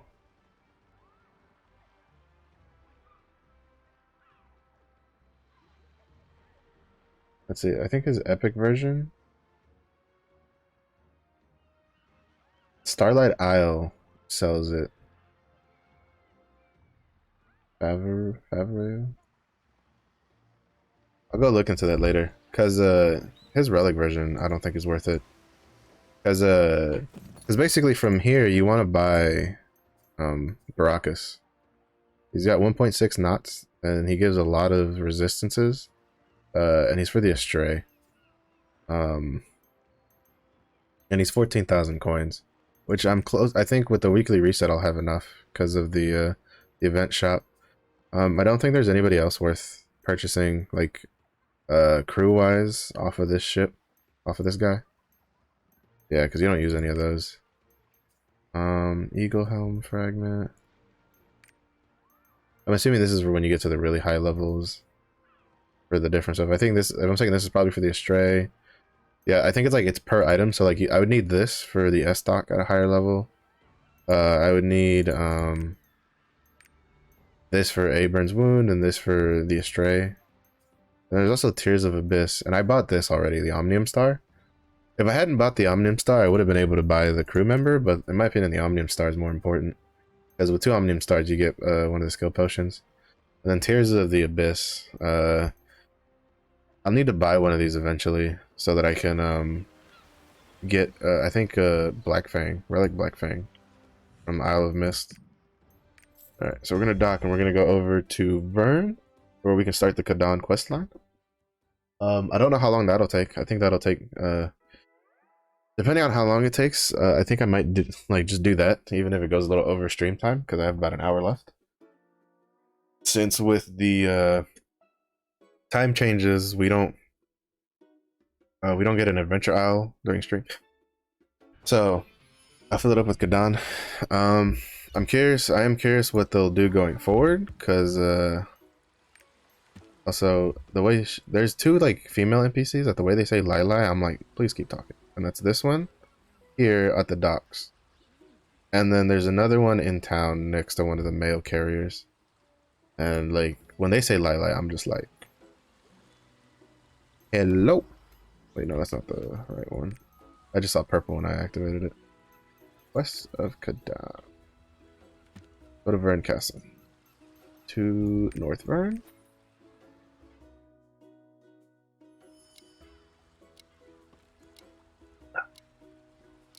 And then we can start the actual Kadan questline, so I'm pretty excited for that. I wonder if it takes you to Illusion, whatever. Because you have to also do the the purple quest for Yorn in order to do it. Like the one after the story quest, if I'm mistaken. So there has to be some things involved there with the Kadan quest line, but I'm pretty excited. We'll see. Apparently there's supposed to be some foreshadowing in this that kind of tells you how like the future story is going to plan. There's supposed to be a plot twist in here somewhere from my understanding. Or at least there's supposed to be a foreshadowing to a plot twist in the Kadan storyline. Okay, I guess it was just that island. This isn't like super massive. And so I'm looking forward to that. Kind of curious how that's going to play out.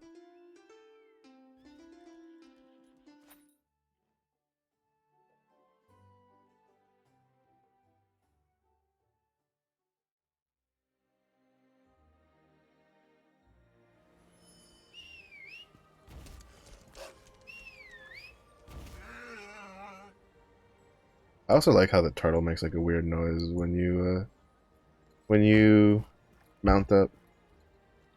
He's like, nah.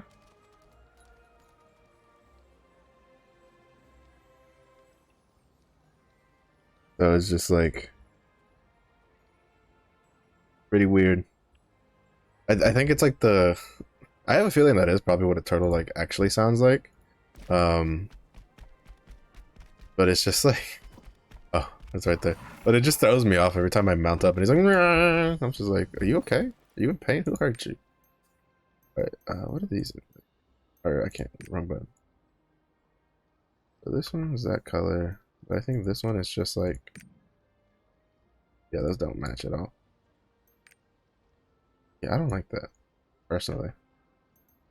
Ooh, like, I would like that if it was like if this was like a, it was like a dancer class. Like on a dancer class, this outfit would be nice. But on a martial artist, I need some boots. I don't care if the boots have high heels. I need some boots, though. There you are. Gotta protect them toes. Whoa, wait. Was that the bird that spoke? With that deep-ass voice? No, I think it was the guard. Okay. That spooked the shit out of me. Hello. I'm glad I got to meet you. Never mind, it was the bird. Oh my god. Like, I didn't, you didn't have to go out of your way and make like him super high-pitched, but that's a man with wings right there. I came to see Neneva's request. Well, actually, I came in place of Papa because he's sick. Neneva's request. Neneva was very excited and asked me to deliver this letter. What this be? Read the letter. Marsh Fu, I have good news. It is important. I want to tell you in person. Could you please come to Reina Village? I'll be waiting. Go on now. Go on now, my son. Go forth. Nineveh will be waiting for you in Rania Village. Rania, Rania. Vámonos a Rania. That sounds like a... That sounds like more like Hispanic like name that you would put on a town. Rania. Because it doesn't sound very nice. Like in English, it's like Rania. Rania? Sounds kind of weird. It definitely sounds like something from like a more Latin-based country. Mira, vámonos a Rania ahí. Something like that. Thank you for coming. I was worried I might not get to see you. I'm truly glad you came. You know, it was just for a moment, but I heard Kadan's voice on the wind. If we find him, I'm certain we'll be able to find the whereabouts of the last arc. By the way, in case you're wondering when we'll get the last arc, Korea still doesn't have the last arc, so it's going to be a while. And let's find Kadan. I'm sure I heard his voice near Vern. It was too brief, so I couldn't locate him. Let's see, where should we start? I need more information about Kadan. Kadan was tall with a mane of long hair. I think it was even longer than mine. I remember I volunteered to braid his hair, but he refused. I was sure it would look good on him. Sorry, that's not too helpful, is it? What should we do?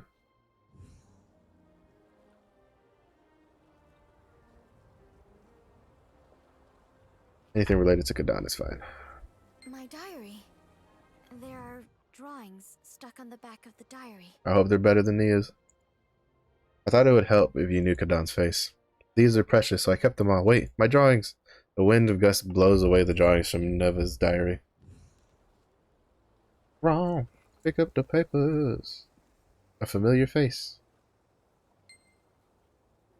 Neva pulls back the bowstring. Beautiful women. A young Nineveh and a little girl are smiling brightly in a field of flowers. Familiar faces seen. This drawing.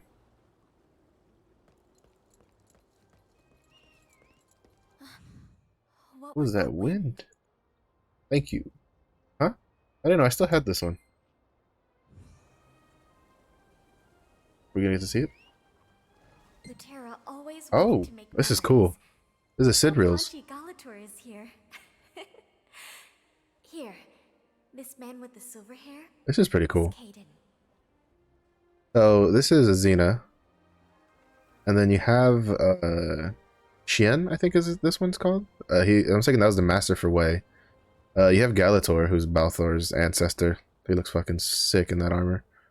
Then this is Lutera, who is the ancestor to Thyrene. Shandi, back when his hair was still, you know, not all silver. Nineveh, and then that's Kadan over there in the corner.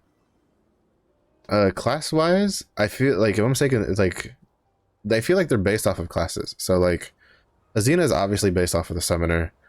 He's obviously based off of the Fighter classes. I'm pretty sure that if Destroyer didn't exist, we would probably get Dwarves down the line, because they basically, like, all of their craftsmen are basically Destroyers. So, it's a little sad, because I feel like having Destroyer, unless they want to end up double dipping, will probably mean we won't get a Dwarf class, like, ever, which is unfortunate, because I really would like to play one. Lutera feels like he's based off of a Paladin, because, like a DPS Paladin style. Shandi's an illusionist, which we don't really have a class for him based in the game. Nineveh's like a sharpshooter, I guess you could say, but she doesn't really do the bird thing. And then Kadan seems to be based off of like the assassin classes. So like they have some areas on it. I kind of would hope that maybe at one point we get like a flashback to see how like Galatar would do things, because I have a feeling that like we saw the other two who were like Galatar's colleagues, because so apparently the Sidreals are supposed to be like the strongest people at that time. So Galator being a Sidreal meant he was probably like the strongest dwarf, at least in this time period. So I kind of wish we could see what he was like at like full strength, but he did. So that's a pretty cool picture. Kadan didn't talk much. If I asked him something 10 times, he would answer back maybe once. He liked being alone, and he didn't open up to anyone around him. A long time has passed, so maybe Kadan has changed. But I have a feeling that he might still be the same old Kadan. I wonder if he's still a mercenary. Kadan was a mercenary? Kadan grew up in Elgacia, and apparently he had gained great fame as a mercenary even before he became a Sidriel. He was so skilled amongst the mercenaries, he was known as the Silver-Haired Guardian Slayer. Let's go to the Adventurers Guild together. My heart is pounding. I wonder where Kadan is. Do you think we will really be able to find Kadan? Oh, Kadan? Is that how they're saying it in English? Kadan? No, no, that's Kadan. Just trust me. Yes, of course I trust you. I'm sticking with Kadan. Kadan sounds Let's go. dumb in comparison. Kadan? Is that Kadan? No, no, that's Kadan. That is Kadan, good sir. Okay, okay, okay. Talk to the guild master. Okay, okay. So this is the Pickle me. Adventurers Guild. Wings? You found an angel out there. Yeah, don't look at it too much. Kadan. Kadan. Die. That name again? I'm sick of it. What's wrong with the name? Nothing wrong per se, but Kadan is the name of a very famous Siderial. Some adventurers use the name of their idol as their pseudonym. There's more than a couple people named Kadan in the Adventurers Guild. It'll take a while to check each one. Are you free today? You can take a seat there and look through the ledger. Take a seat where? You say take a seat there. Great last time. Thank you. And like, oh. See, that throws me for a loop, because sometimes it like actually has you like sit down. Or at least like move to a chair to interact with. Let's see. My arms are tired. Kadan 1, Kadan 2, Kadan... I feel like this is making fun of people who name their characters after like popular characters in games, and then like the names are taken, so they just add like numbers, or they just add like random crap to the name so it could fit 1 2 3 4 all the way through 100,010. Mahiner Kadan, Nemesis Kadan, Neonar Kadan, Air Kadan, Loot Kadan, Kadan Foble. Oh my goodness. Forever to meet them all. You have any other information besides the name? A single name alone is rarely enough to find a person, wouldn't you agree? I show you the picture. He's off to the side. He's over here. No ordinary guy. You don't say. I don't have a perfect memory for faces, but it'd be hard to forget seeing a man like this. Anything else noteworthy about this person? He is a Guardian Slayer. A Guardian Slayer? What a headache. Guardian Slayers often operate discreetly, so they tend to hide their identities. It'll be hard to track him down, even if you have a drawing of his face. Outside of the Adventurers Guild, Carpus is actually more involved in that arena. Carpus? Carpus is the complete opposite of the Adventurers Guild. They operate in the shadow and deal with dangerous things we would never consider taking on. In short, they do most anything for money. They kill Guardians and take on assassination contracts. They're a rough crowd, no doubt. And don't even get me started on the Zen Lord from Vern. I think nowadays they're taking after the folks from the south. Anyway, everyone who gets involved with Carpus seems to regret it. I want to meet them. There's a reason they're called the Shadow of the Sun. If you want information, you have to pay for it. That's their rule. Even though they charge a hefty sum, they do get the job done. I don't think you'll have a problem if you've got the coin, but do you really have to meet them? Yes. Yes, I do. Unfortunately. But don't worry. I know people from Phaeton. I'll just stick my Phaeton peeps on them. How could I ever say no? It's top secret, but if you really do need to, I guess I have no choice. I am in your debt after all. I'll help you meet their leader. In fact, I'll write you a recommendation letter to take with you. Something tells me he might have used to be part of them. Thank you for the letter. Go to Yukin's tavern in the alley. Find someone named Regent. Show him this letter, and he'll take you to the leader of Carpus. Let's get down to business. Just get down to business, and try not to get involved with them. Anyway, what is it? This person will need to stay here. Carpus doesn't like uninvited guests. Even if it's your friend, I can't guarantee their identity, you know. I'm sorry, but I hope you understand my situation. Going alone. Behind enemy line. Oh well. Oh well. We have no other choice. Still, Carpus seems like a dangerous place, so you be careful, okay? Promise? Good. Then I'll go back to Whispering Islet and wait there. Who knows? I might hear Kadan's voice. Bye for now. Stay safe. Alright. Let me at him.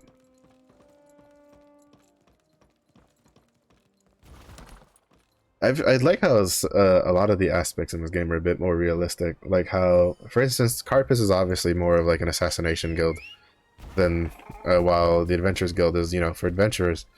And in reality, like the leader of the Adventurers Guild would have to have some context with the with the Assassination Guild, because they're gonna run in like they're probably gonna have jobs that do cross like issues every once in a while. So you know, having to manage it and play nice is definitely an important job of leadership. I'm Regent. Why are you looking for me? Why are you looking for me? The heavily scarred man touches the blade of his dagger. Really? You gotta... Yo, I got a piece of paper with your name on it. Read it.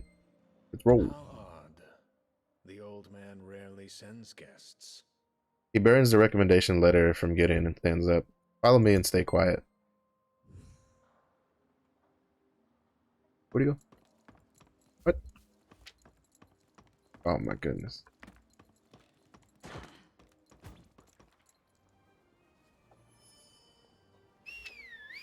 Right, that time he sounded like a horse. Right there, buddy? Stuck on them stairs, huh? Gonna keep rolling. An adventurer? Look at those adventurers. Rolling, rolling, rolling. I love the turtle dash. It's so cool. And they even gave it like skid noises when you do it. You know, you're like, I'm speeding. You know, I kind of wish you could curve it though. If you could, like, imagine if you could drift with the turtle dash. That'd be so cool. Probably a little hard to code, but still be pretty funny. A guest from Gideon. Is Master She just in? returned. Gee, interesting. Everyone makes that face at first. Go in. A name like Carpus felt like it might have been more of a... Oh no, right, it was the Zen Lord is what they were named. Hello. I guess from Gideon, huh? How unusual. What information do you want? I'm looking for someone named Kadan. Kadan. The name of a bygone hero is used by 24 idiots playing adventure. Any other traits to go on? Red hair, face scars. He is a silver-haired Guardian Slayer. Silver-haired Guardian Slayer, huh? Few people come to mind. I'll write you a name. Take it. Ooh, we got a courage poet. He should be looking for work nearby. Much obliged. Much obliged. Let's see. Aros, title, Silvermine, rank, special. Specialty, demons, overall command abilities. Mission history, served as commander in multiple demon raids, led the destruction of the Chaos Gate in Annika. Characteristics, a person of few words, fickle about accepting mission, hates demons. 2. Yanvir, title, Silver Light, rank, unknown, refuses such designations. Specialty, giant monsters, elemental-based guardians. Mission history, participated in multiple guardian raids, led Urnil and Lagoros raids. Characteristics, often works alone, cherishes his weapon, has a hobby of collecting the beards of slain guardians. Alright, so he's in Vern. He's behold the beard of Lagoros. 3. Name Gladius. Title Silver Hair. Rank Records deleted due to retirement. Specialty deleted due to retirement. And mission history deleted due to retirement. Characteristics: a powerful mercenary before retirement. Self-righteous and pig-headed. Always conducted missions solo. Currently retired. Settled down in Rania village. That retired one probably seems a bit like who we were looking for. hangs around in the wine bar in his free time.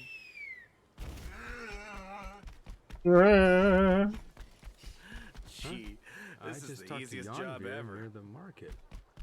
John Beard in the market. Is he gonna make me behold this beard of Lagoros? What would you even use the beard of Lagoros for? Gladius is usually taking care of the animals over at the... Oh, shoot! Those hungry refugees won't attack us. Dr. Karos. Karos. Silver-haired Guardian Slayer. Yes, my name is Karos, and I'm a player with silver hair.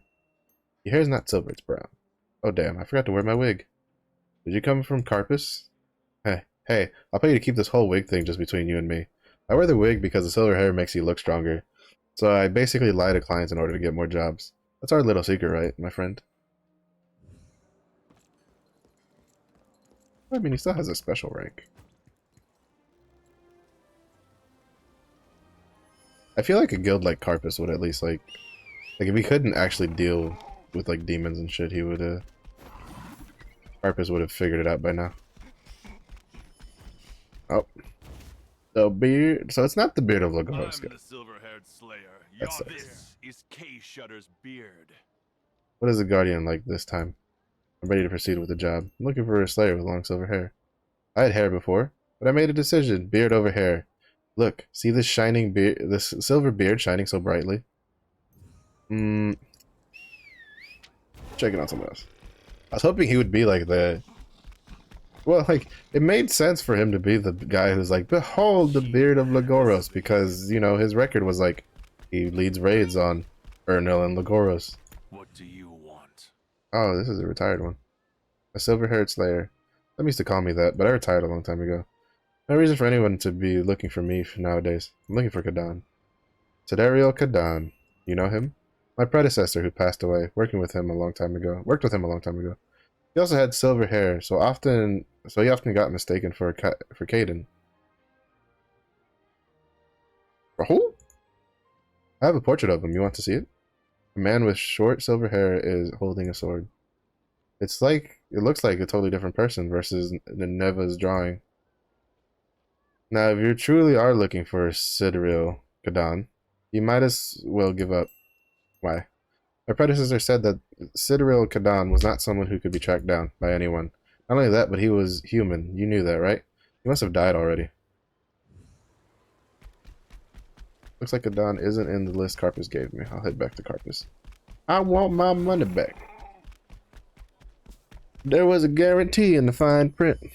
Target found or money back. Fool me. So, found anything? Pretty tough mystery to unravel, eh? If you can't find him by his name and appearance, do you have any other characteristics? Something that would catch somebody's eye? He was the strongest of the Guardian Slayers.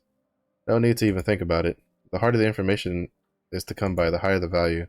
This is the most expensive information Carpet has. Where did I put that document? Ah, here it is. He's always wearing a hood, so I'm not sure if he has silver hair or not. But this could well be the person you're looking for. Give me the information. I told you this is the most expensive information Carpus possesses. Gideon's recommendation letter covered you for information about the silver-haired man. How are you going to pay for this new information? I mean, I could just, like, tear your guild down. Aw. I wonder if /rage works. Save me a letter. The minute you step foot into Carpus, you follow our rules. Or I break your legs and you follow mine. Just answer me. You want to trade with us for this information or not? Do it. Trade. Give me. Good. I'll add this new information to your tab. Here, take a look for yourself. His name is Navinos. He's the strongest of all the Guardian Slayers we manage. The details are all right there in that document, so take a look. It's gonna be like 2 sentences. Ooh. A short description. Document number 008639. Request for payment. Title: Chaos Gate Removal Request. Completed. Closed the Chaos Gate and took care of the Guardian. Agreed to a portion of the payment in the form of information or another Chaos Gate location. Signature: Navinos. At the bottom of the request, a scrawled report is attached. Confirm the request was completed. Confirm that Navinos completed the request alone. Confirmed Guardian Raid mission, solo. Requesting payment for the mission. P.S. Navinos has completed Demon and Guardian requests hundreds of times, always, quote-unquote, solo. But we are still unable to properly track him, requesting a raise in Mercenary Navinos threat level. Oh shit, there's multiple pages to this one. Document number 008688. Request Analysis Report. Mercenary name Navinos. Request Guardian found near Sacria. Request info. An entity that seems to be a new Guardian has been discovered by Guardian investigators.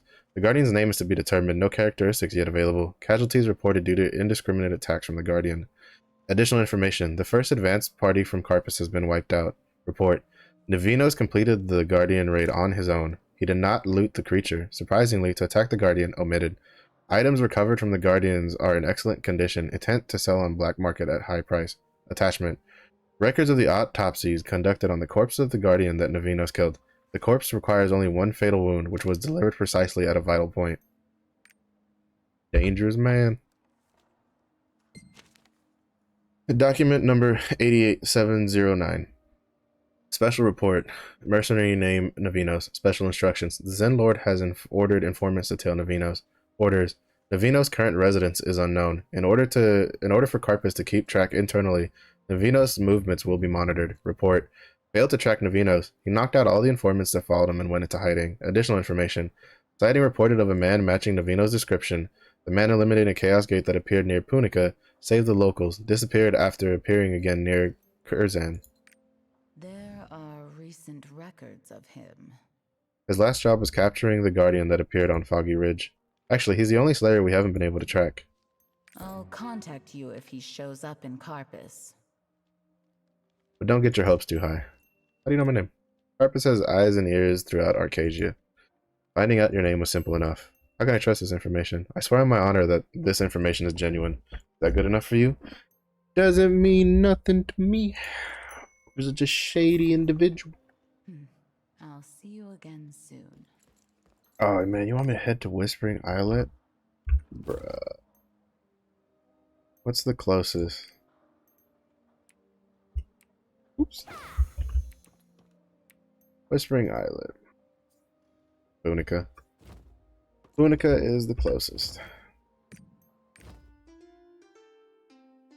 feel like this quest is gonna take a little bit. We're gonna take longer than I have. So I think I'll just keep going until like the end of stream. And then I'll stop there for the quest. And then I'll pick up the quest again tomorrow for a stream. Because I feel like that's a good stuff. It'll probably be the same again. I'll start on alts to give people time to get in for Kadan. And then finish out the quest. Because I think there's a cinematic in here too. Also, he looks a little bit too similar to like a Diablo Reaper. Or not Reaper, but Diablo Necromancer. Punica. Punica, Punica, Punica. Punica, Punica, Punica, Punica. I want to get different boots. But I'm going to be stuck with these for a while. Because I don't think... Because I'm probably not going to make the sunset armor boots. Or pants. Because I guess it's not just boots. So... I'll be stuck with it until I can just start doing... the hard mode and then Argos. Because I'll probably try to make both side by side. Since I'm thinking both are at 1370. So I'm actually curious what it'll be like to experience the difference between normal and hard mode. Because like since we didn't get that experience prior to tier 3 because they mashed together the normals and hard modes of the tier 1 and tier 2 stuff. Well, at least the tier 2 stuff. I know I've heard Gate of Paradise was a combination of hard and normal mode mechanics together. I'm curious how I'm curious to experience the difference between a normal mode and a hard mode of a dungeon. Or an abyssal dungeon. Also, I've seen like the Albion fight, which is the dragon fight in the well, and that fight does not look fun, to be honest. Actually, the fight before him doesn't look fun either. When you gotta fight the Mogoro chieftain. That fight also looks like a pain, but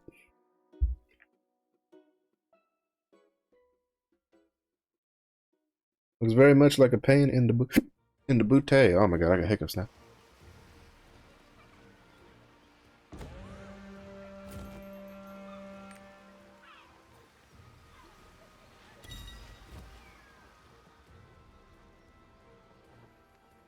Sorry, I was holding my breath a little bit. Trying to see if the hiccups will calm down.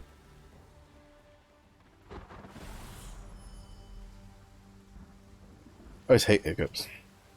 Usually they lead to cramps when I start doing them too much.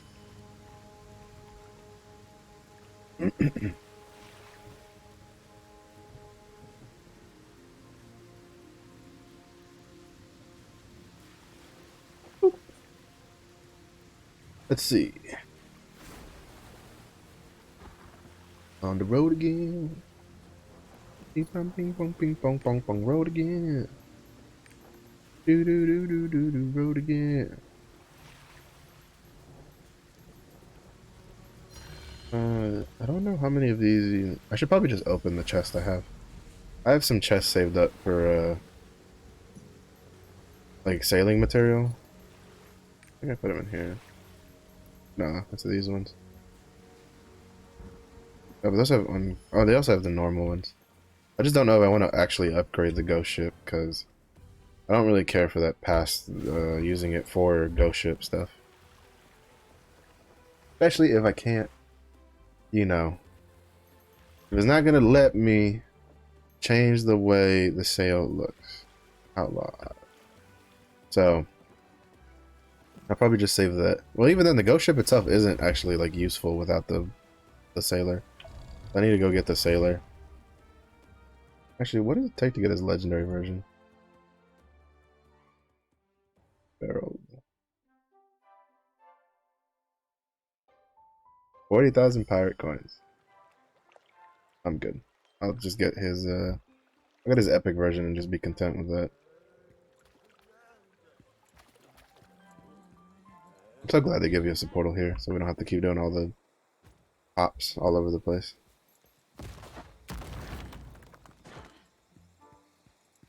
I cannot wait. Well, I'm still kind of curious what they're gonna do for the legendary skins. That's probably gonna break my wallet to try to get, because there's the season 1 legendary weapons for the scrapper are ones I want. Here's what happened at Carpus. We really trust this information from Carpus. We can't be totally sure that this person really is Kadan. I received information about Navinos. Nineveh reads through the document. Here's his signature. It looks similar to Kadan's handwriting. I wanted to meet this person. We don't know where he might be. I see. What to do, what to do. You said his name is Navinos, right? That sounds familiar. I'm sure I've heard it somewhere. I'm trying to take myself back to those days so long ago. An animal that Kadan used to keep, maybe? Yes, Navinos. Navinos. Navinos is Kadan's sword. Kadan's sword. Oh my god. He's using his sword's name as a pseudonym. That's Kadan for you.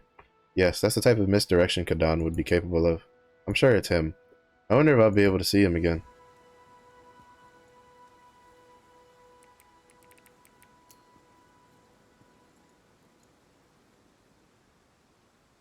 I'm feeling better. Kadan saved my life. A long time ago. It was after I hurt my wings. 500 years ago when the war broke out. Here we go. Cutscene. Darkness had seriously damaged my wings, and I couldn't move.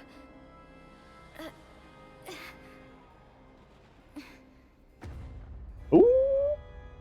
Big boss himself. Amine was channeling his darkness into Algacia.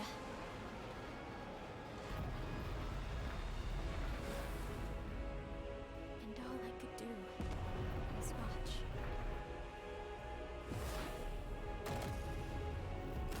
Then Kadan arrived to stop him.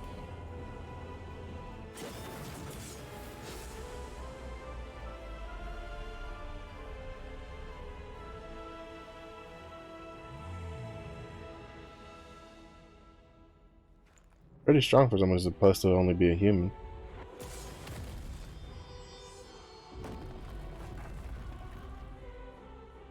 That's fucking cool.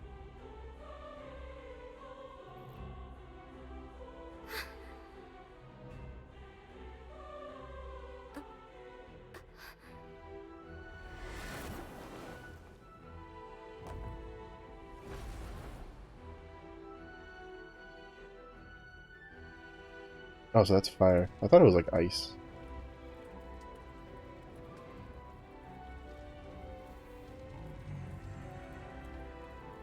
He's still doing the power stance. He's like, I ain't scared of you, buddy.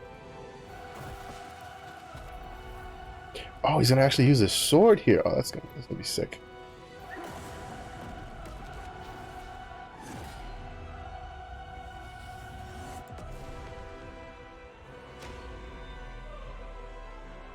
That's pretty cool.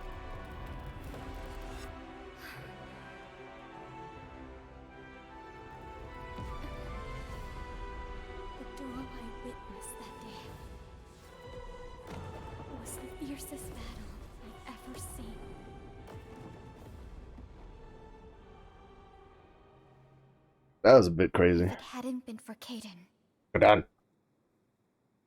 Feymine could not have been stopped. So that would mean that Kadan was probably like the strongest Sidriel, at least in combat terms. Kadan was the strongest Yep. amongst us. Looking back, I think Lutera knew from the beginning.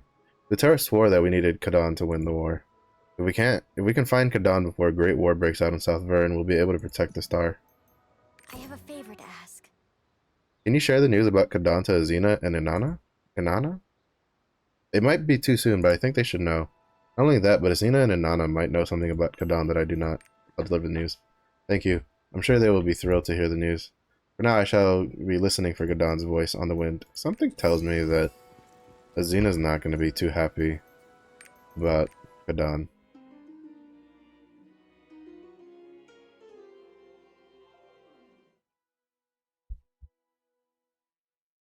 Maybe Inanna might be a bit more joyful, but I don't feel like Azina's going to be very thrilled. She's probably going to be like, Cat, fasted again. Azina's going to be like, don't you talk about him in my presence.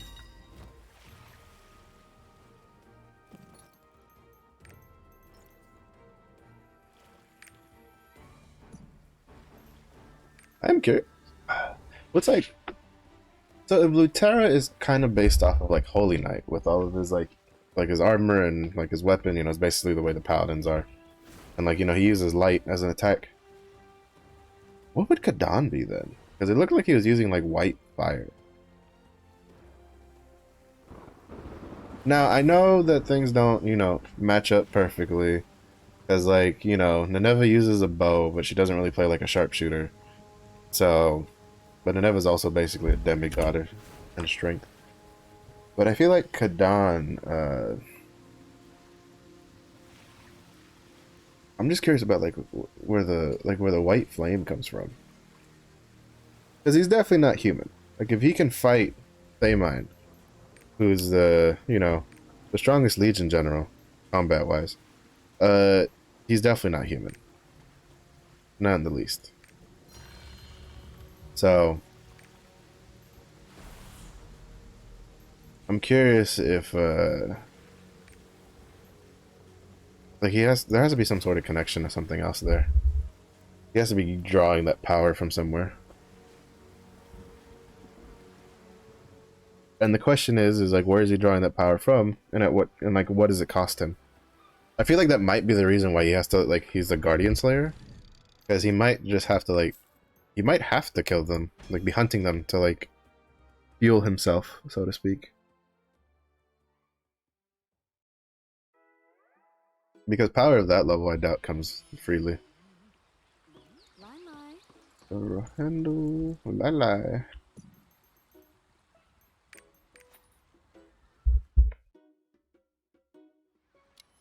I mean, it was cool that we could actually see Feymine using his sword for once. The only time we saw him that one time, he was just power stancing and then he just raised his hand. So that's a little sneak peek, you know, when he's gonna end up using that sword to try to cut us in half sometime in the future. But that'll be pretty cool.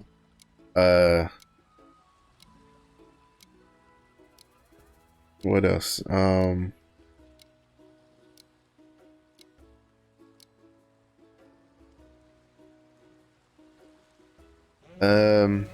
curious what the end game is for, because in case you don't know, everything we've been going through now in the story for Lost Ark, they have said is literally the prologue. I'm just gonna let that sink in right now. That's the prologue.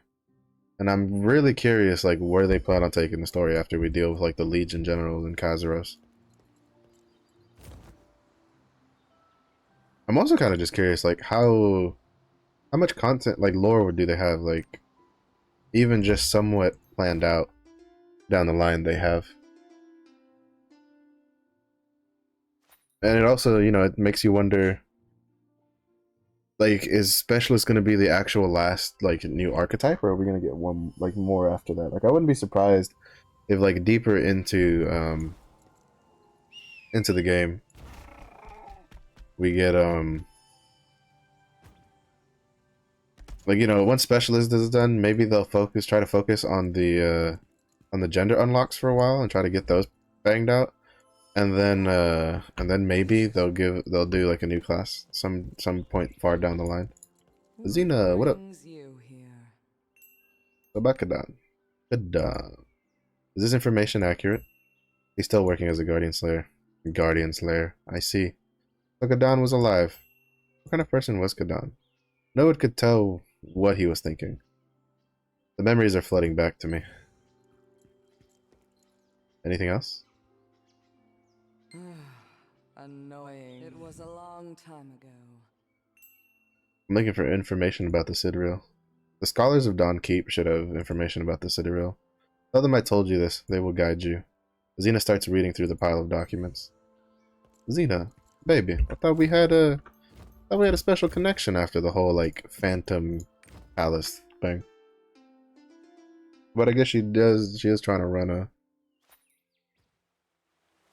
kingdom here, a country. Welcome to the Dawn. I'll take you to the record of the Sidereals. Sidereals. That's what it was. I was trying to remember what they called them. Unfortunately, many relics were damaged and burned when Zanila erupted, and we're still in the process of restoring them. You'll find some restored drawings about the Sidereals in Sunshade Hall. I can take you there.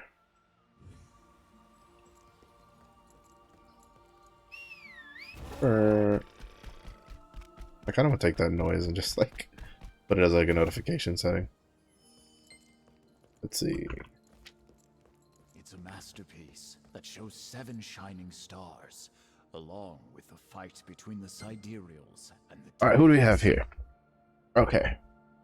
So, everybody's in combat mode. Look at Galator pimping over there, ready to open a can of whoop ass with that hammer. We have Lutera, we have Shandi. There's Xian, I think is the combat. Is the martial arts guy. There's Kadan, there's Nineveh, there's a Xena. Then we have Akan, Belshazzar, Volton, Viekis, Kakul Satan, and Thamine. Now, I feel like it's not an even spread, is it? No, because you have 7 Sidereals versus like 6 Legion Generals. Though in straight, like, probably like capability to capability. So like, Shandi's an illusionist, so he's probably pretty well matched against Viekis. We know that Lutera fought with Volton. I'm assuming Galator probably went toe to toe with Kakul Satan, and then Kadan went toe to toe with Thamine. Xena probably went toe to toe with like Belshazzar, and then Shen and Nineveh probably had to handle Akan. Or Shen just did whatever the hell he wanted and just started fighting everybody, because I don't think we know a lot about him yet. Look at Lavatosa's work. Over here.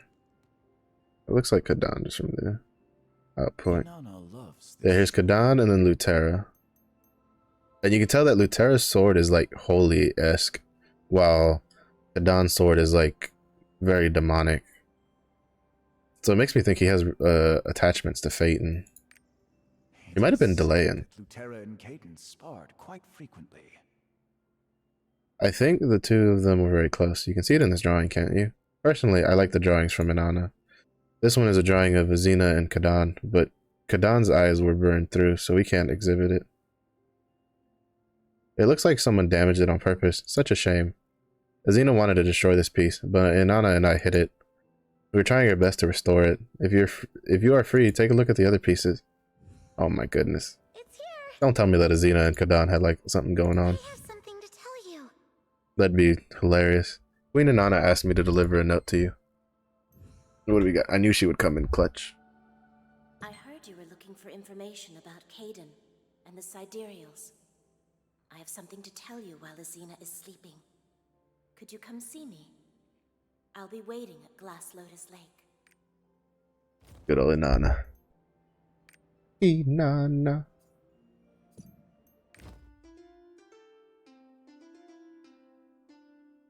That's that painting right there, that one that they brought up, the one with the eyes burned out. That There might have been a little something going on there.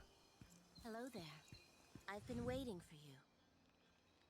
I heard you and Azina talking. Is it true that there's been news about Kadan? Yes, I'm looking for Kadan.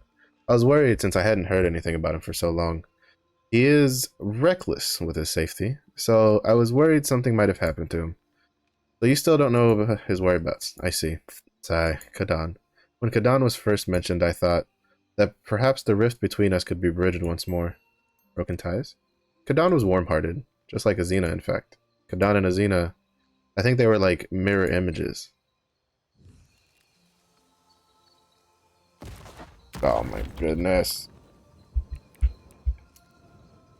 just have to be careful when you do slash commands, because for whatever reason, when you put slash, even though it opens the tab, if you do it too quickly, so like slash S, it just started with battering. Like I was trying to do slash S there, and if you click it too fast, like you have to give it a second because the system just doesn't register that the thing is open.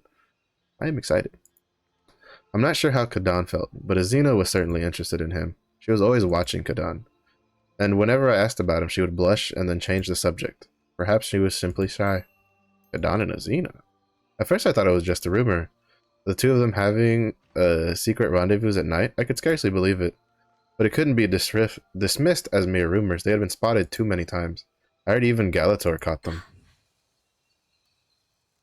It was a beautiful moonlit night.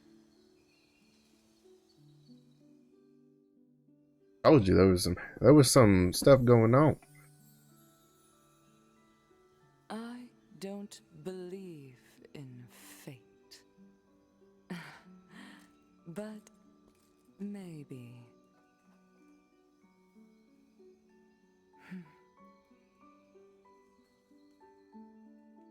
Ooh, oh my. I wonder what was shared that night.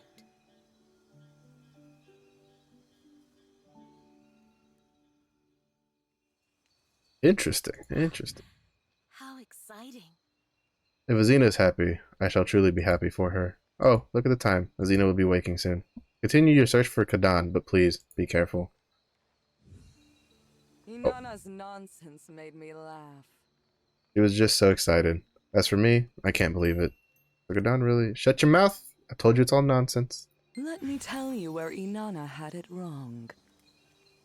Oh my god. Let me tell you where Inanna had it wrong. It's ridiculous that I have to explain myself, but I do have something to tell you.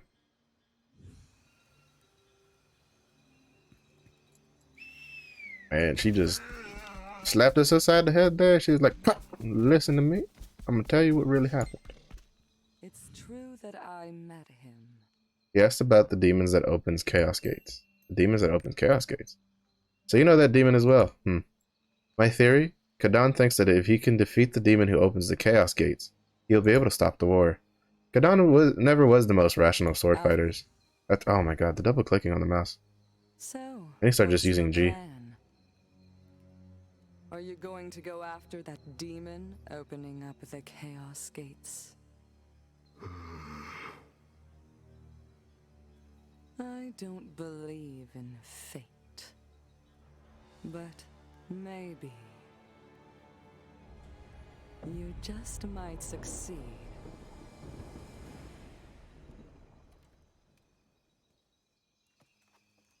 I still think there was a little something going on. Afterwards, Kadan started to pursue the demon. I heard he accompanied Lutera for a time. Not long after that, I lost contact. Lutera was the one who recruited Kadan. If anyone knows where Kadan went after the war, it's him. Lutera's descendant is a Thyrane, I believe. You can ask him. Maybe Kadan can be located even after all this time. But there is something I must tell you. Kadan feared nothing, neither god nor mortal, and no one knew of him. Don't let yourself get swept up in his destiny. His choices were his alone. Lutera Castle. I don't have anything close to there. Shiza. Because I can't go directly to Lutera from Rohendel. For whatever ridiculous reason.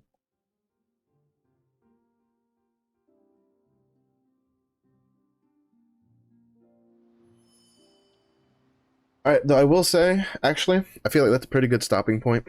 I think instead of... So I'm not going to continue the quest line. I'll do that tomorrow on stream.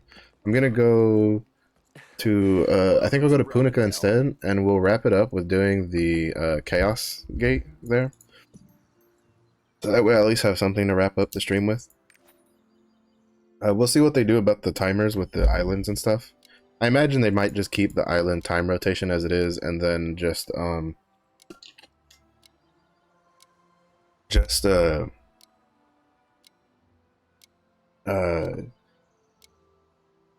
change the time so it matches, so that's more accurate.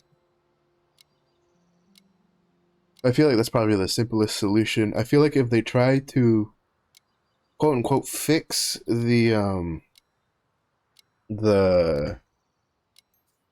events so that they'll go back and so that they'll be back to the old times. I have a feeling if they try to do that, they're just going to mess something up. So I think they should just leave it, you know, as it is, and then just change the clock time so that people know what it's at. I feel like there probably will be some people that aren't too happy about it, and there'll probably be people who complain. But then again, there's always people who complain on the forums. And I feel like it is the one thing that has the least amount of chance of fucking everything up. Because what could happen is if they try to change the times so that it goes back to what it was before daylight savings time, what's probably going to happen is they might cause an issue where instead of having the times go back to daylight savings times, they might just straight up have like whole events that just don't spawn. Like, what do you think would happen if the like Adventure Isles or the Chaos Gates stopped spawning? People would lose their mind. So I think that probably the easiest, quickest, and simplest solution that has the least chance of causing the biggest of shit shows is to simply just make the time match. Like, leave the events spawning as they are, and then just change the clock. Also, I made out like a bandit on these chests. On this one, when I sold mine, I think I sold mine for like almost 6k. And they just keep coming down pretty hard in price, which is nice. That's good to see, because I kind of want these pants. But even then, I'm not too rushed to buy it because I've gotten one helm skin chest piece, which when I sold it was like 1,000 gold, and then I've gotten one maze or one chest piece. So a helm and a chest piece. So all I'm missing is the pants. So I'm just gonna wait. Because I want like 2 of these, because I want one for the striker and one for the scrapper.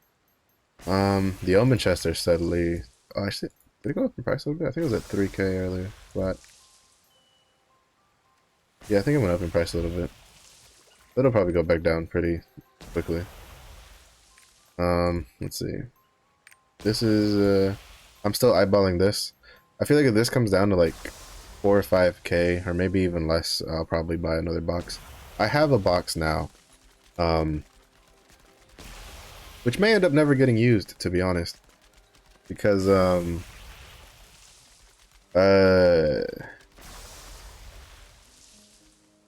saving it in case Destroyer doesn't launch with a skin that I like, but which probably won't happen because I'm pretty sure it'll launch with its founder skin that it had at you know, in release for the other regions, and I like the way that skin looks.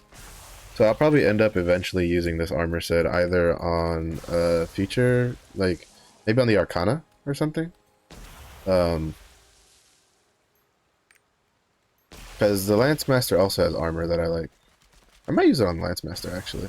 It's not a bad set. I really do like the Northern Lawmaker set, especially on like female characters. On male characters, it just looks too weird on anything that's not a warrior, in my opinion. So I don't really plan on using it on like the Deadeye I plan on making. I mean, I could also just save it for future classes. I doubt it'll, like, female Berserker is supposed to come out, right? I highly doubt that. So there is no female, like, I don't think you can get a female like this for female warriors. Even though this would look so good on like a female Berserker, it would look fantastic on a female Berserker. So, especially this one. I do like the brown. Well, on the male characters, I like the brown. On the female characters, I like the all black one more. I just like the shade of black it has. And I know, like, some people would go, well, then why don't you just buy, like, the brown one? I like the color of the fur on the brown one. And then just change the fur color to, or the armor color of that one to black. And the problem is if you haven't tried it yet, if you dye armor and you don't put a color on one of the slots, it just turns that color white by default. Like, it doesn't keep the default color. It just turns the whole, like, it turns anything that you don't try to change colors white. And it, oh my god, it annoyed me so much, because basically you have to use, if you're gonna dye an armor and you know, unless you want that part to be white, you're gonna have to use 30 ink to do it, because each node takes a an ink. Oh, he's running the apocalypse one. A boo, hiss, shame him. I feel like a lot of people like the apocalypse sword, but it's like, I don't feel like it'll match as much stuff as the greed sword. I don't know, I just like the orange better. Chaos Gate, here we come. Oh, nice. I think that's the first time I've ever, like, done accept and it's just straight thrown me in. Usually I have to send the request a couple times. You are a trespasser in this place. Shut up, Shamos. Shamos? Shamalamadama? Look at all those mayhem berserkers. Sheep. All of them. Sheep. Real berserkers play berserkers technique. Or at least that's my thought on it, and I'm sticking with it. Oh, I forgot to change back to Woo! We got a gun lancer that knows what to do. A lot of gun lancers like to just run up to bosses and just instantly taunt them, instead of like waiting for like a move to happen and then taunting them out of that move. What do I want from this? I'll put focus, counter effect for now. I'll look into that, what I actually need to put it as. Because I don't really need focus on taijutsu. And you don't really use that skill on, What up? Let me hit it.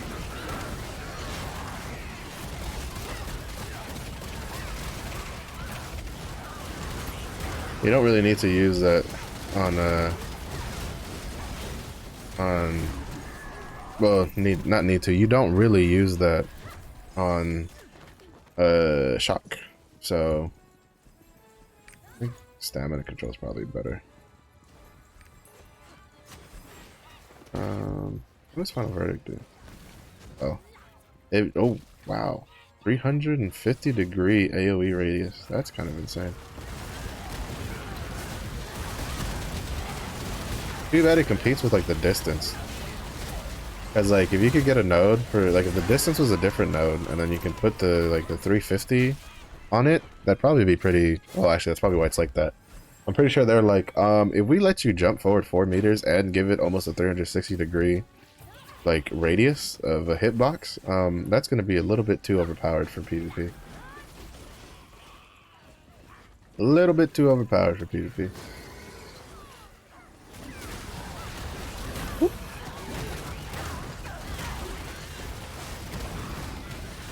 Oh my god. These big boys need to let fuck off.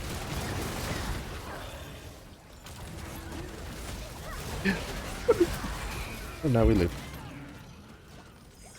Bruh, those increased damage stacks, they hurt. They hurt a lot. I'm at what, like, I think it's like 10% each stack. So that's like what, 40% increased damage? Hit him with the, oh my god. All that damage. I still don't get why people like, I guess maybe they hit the boss and then just run over here to get ready. I mean, I don't see the difference between like coming over here with the group and coming over here by yourself. Like, you know, you're not gonna kill him by yourself because he's gonna be scaled up to 30 people.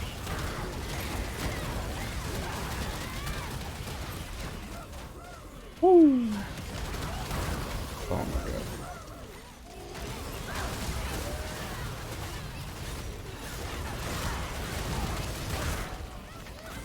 What?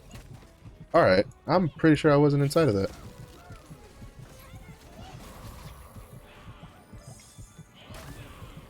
Yeah, I definitely wasn't inside of that. I just saw the playback right now. My character was well outside of that hit range and it still, like, punched me in the mouth.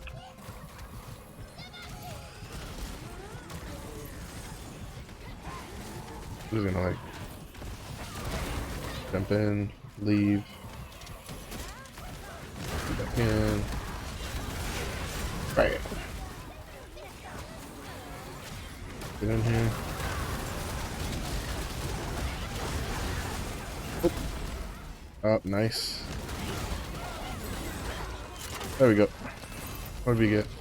Blue map, blue cards. Unfortunate. I was hoping to get a purple map. I don't care. Let me open my thing. That function. Throw these over there. The blue. Well, actually, the blue ones are still kind of important to me because I can whatchamacallit, I can still get some of the other field boss stuff. Speaking of, I need to change my card deck on this character.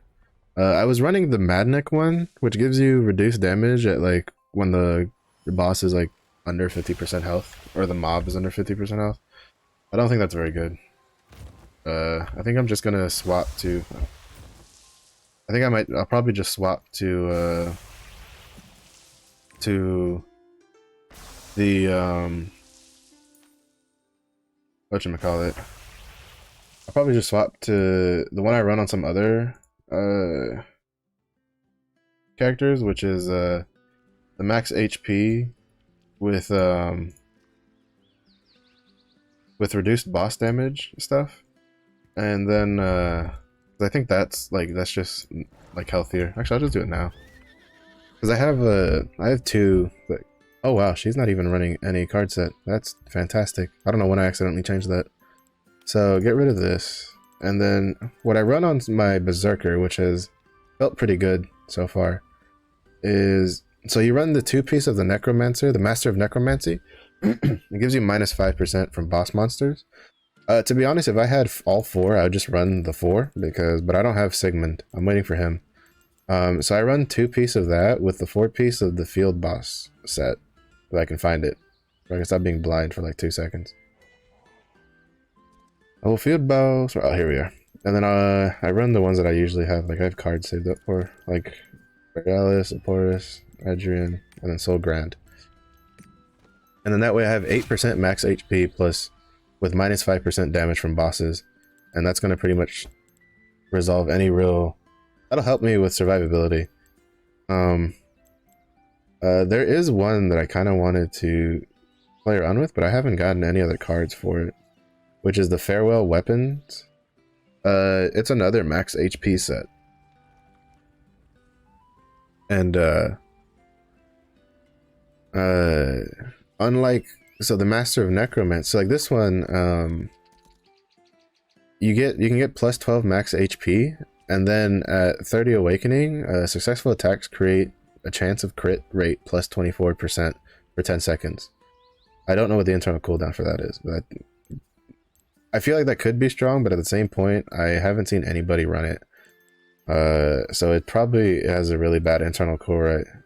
It probably has a bad internal cooldown, and it probably has a bad proc rate. Because I think the wording is a bit confusing, but I'm pretty sure create a chance I'm pretty sure it means you have a chance to proc this ability. It's also a mix of blue and purple cards. Well, it's 2 blue cards and 4 purple cards. And I haven't gotten Spear of Annihilation or Vanquisher. So this weekly reset, though, I am probably going to buy some more card packs, and then probably do a card pack opening after the reset. But in comparison to this one, by the way, you can get +12% at level when you have all 6 cards, and then at 18 piece awakening, you get +2% crit rate. So this card set might be worth using if you can like awaken it 18 times before getting the cliff set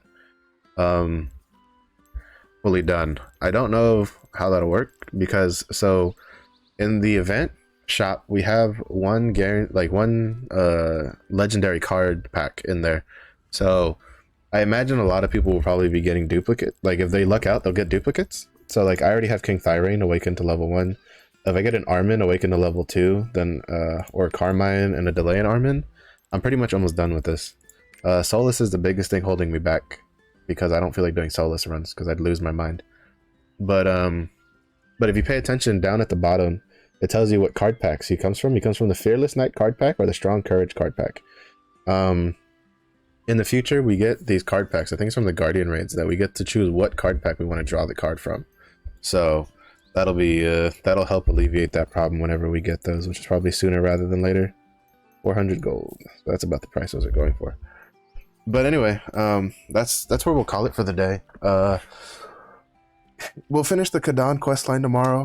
It kind of sucks that we couldn't finish on an adventure isle like we usually do, but those are kind of borked, so we probably won't have an adventure isle for a while.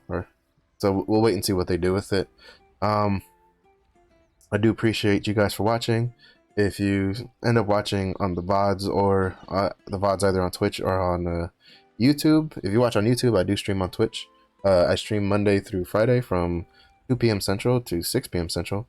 And then, so I hope that if you do watch the VOD, you'll come over and join me while I'm live. And maybe if you like what you see, you can follow. But until then, that's all for today, and I will catch you guys tomorrow.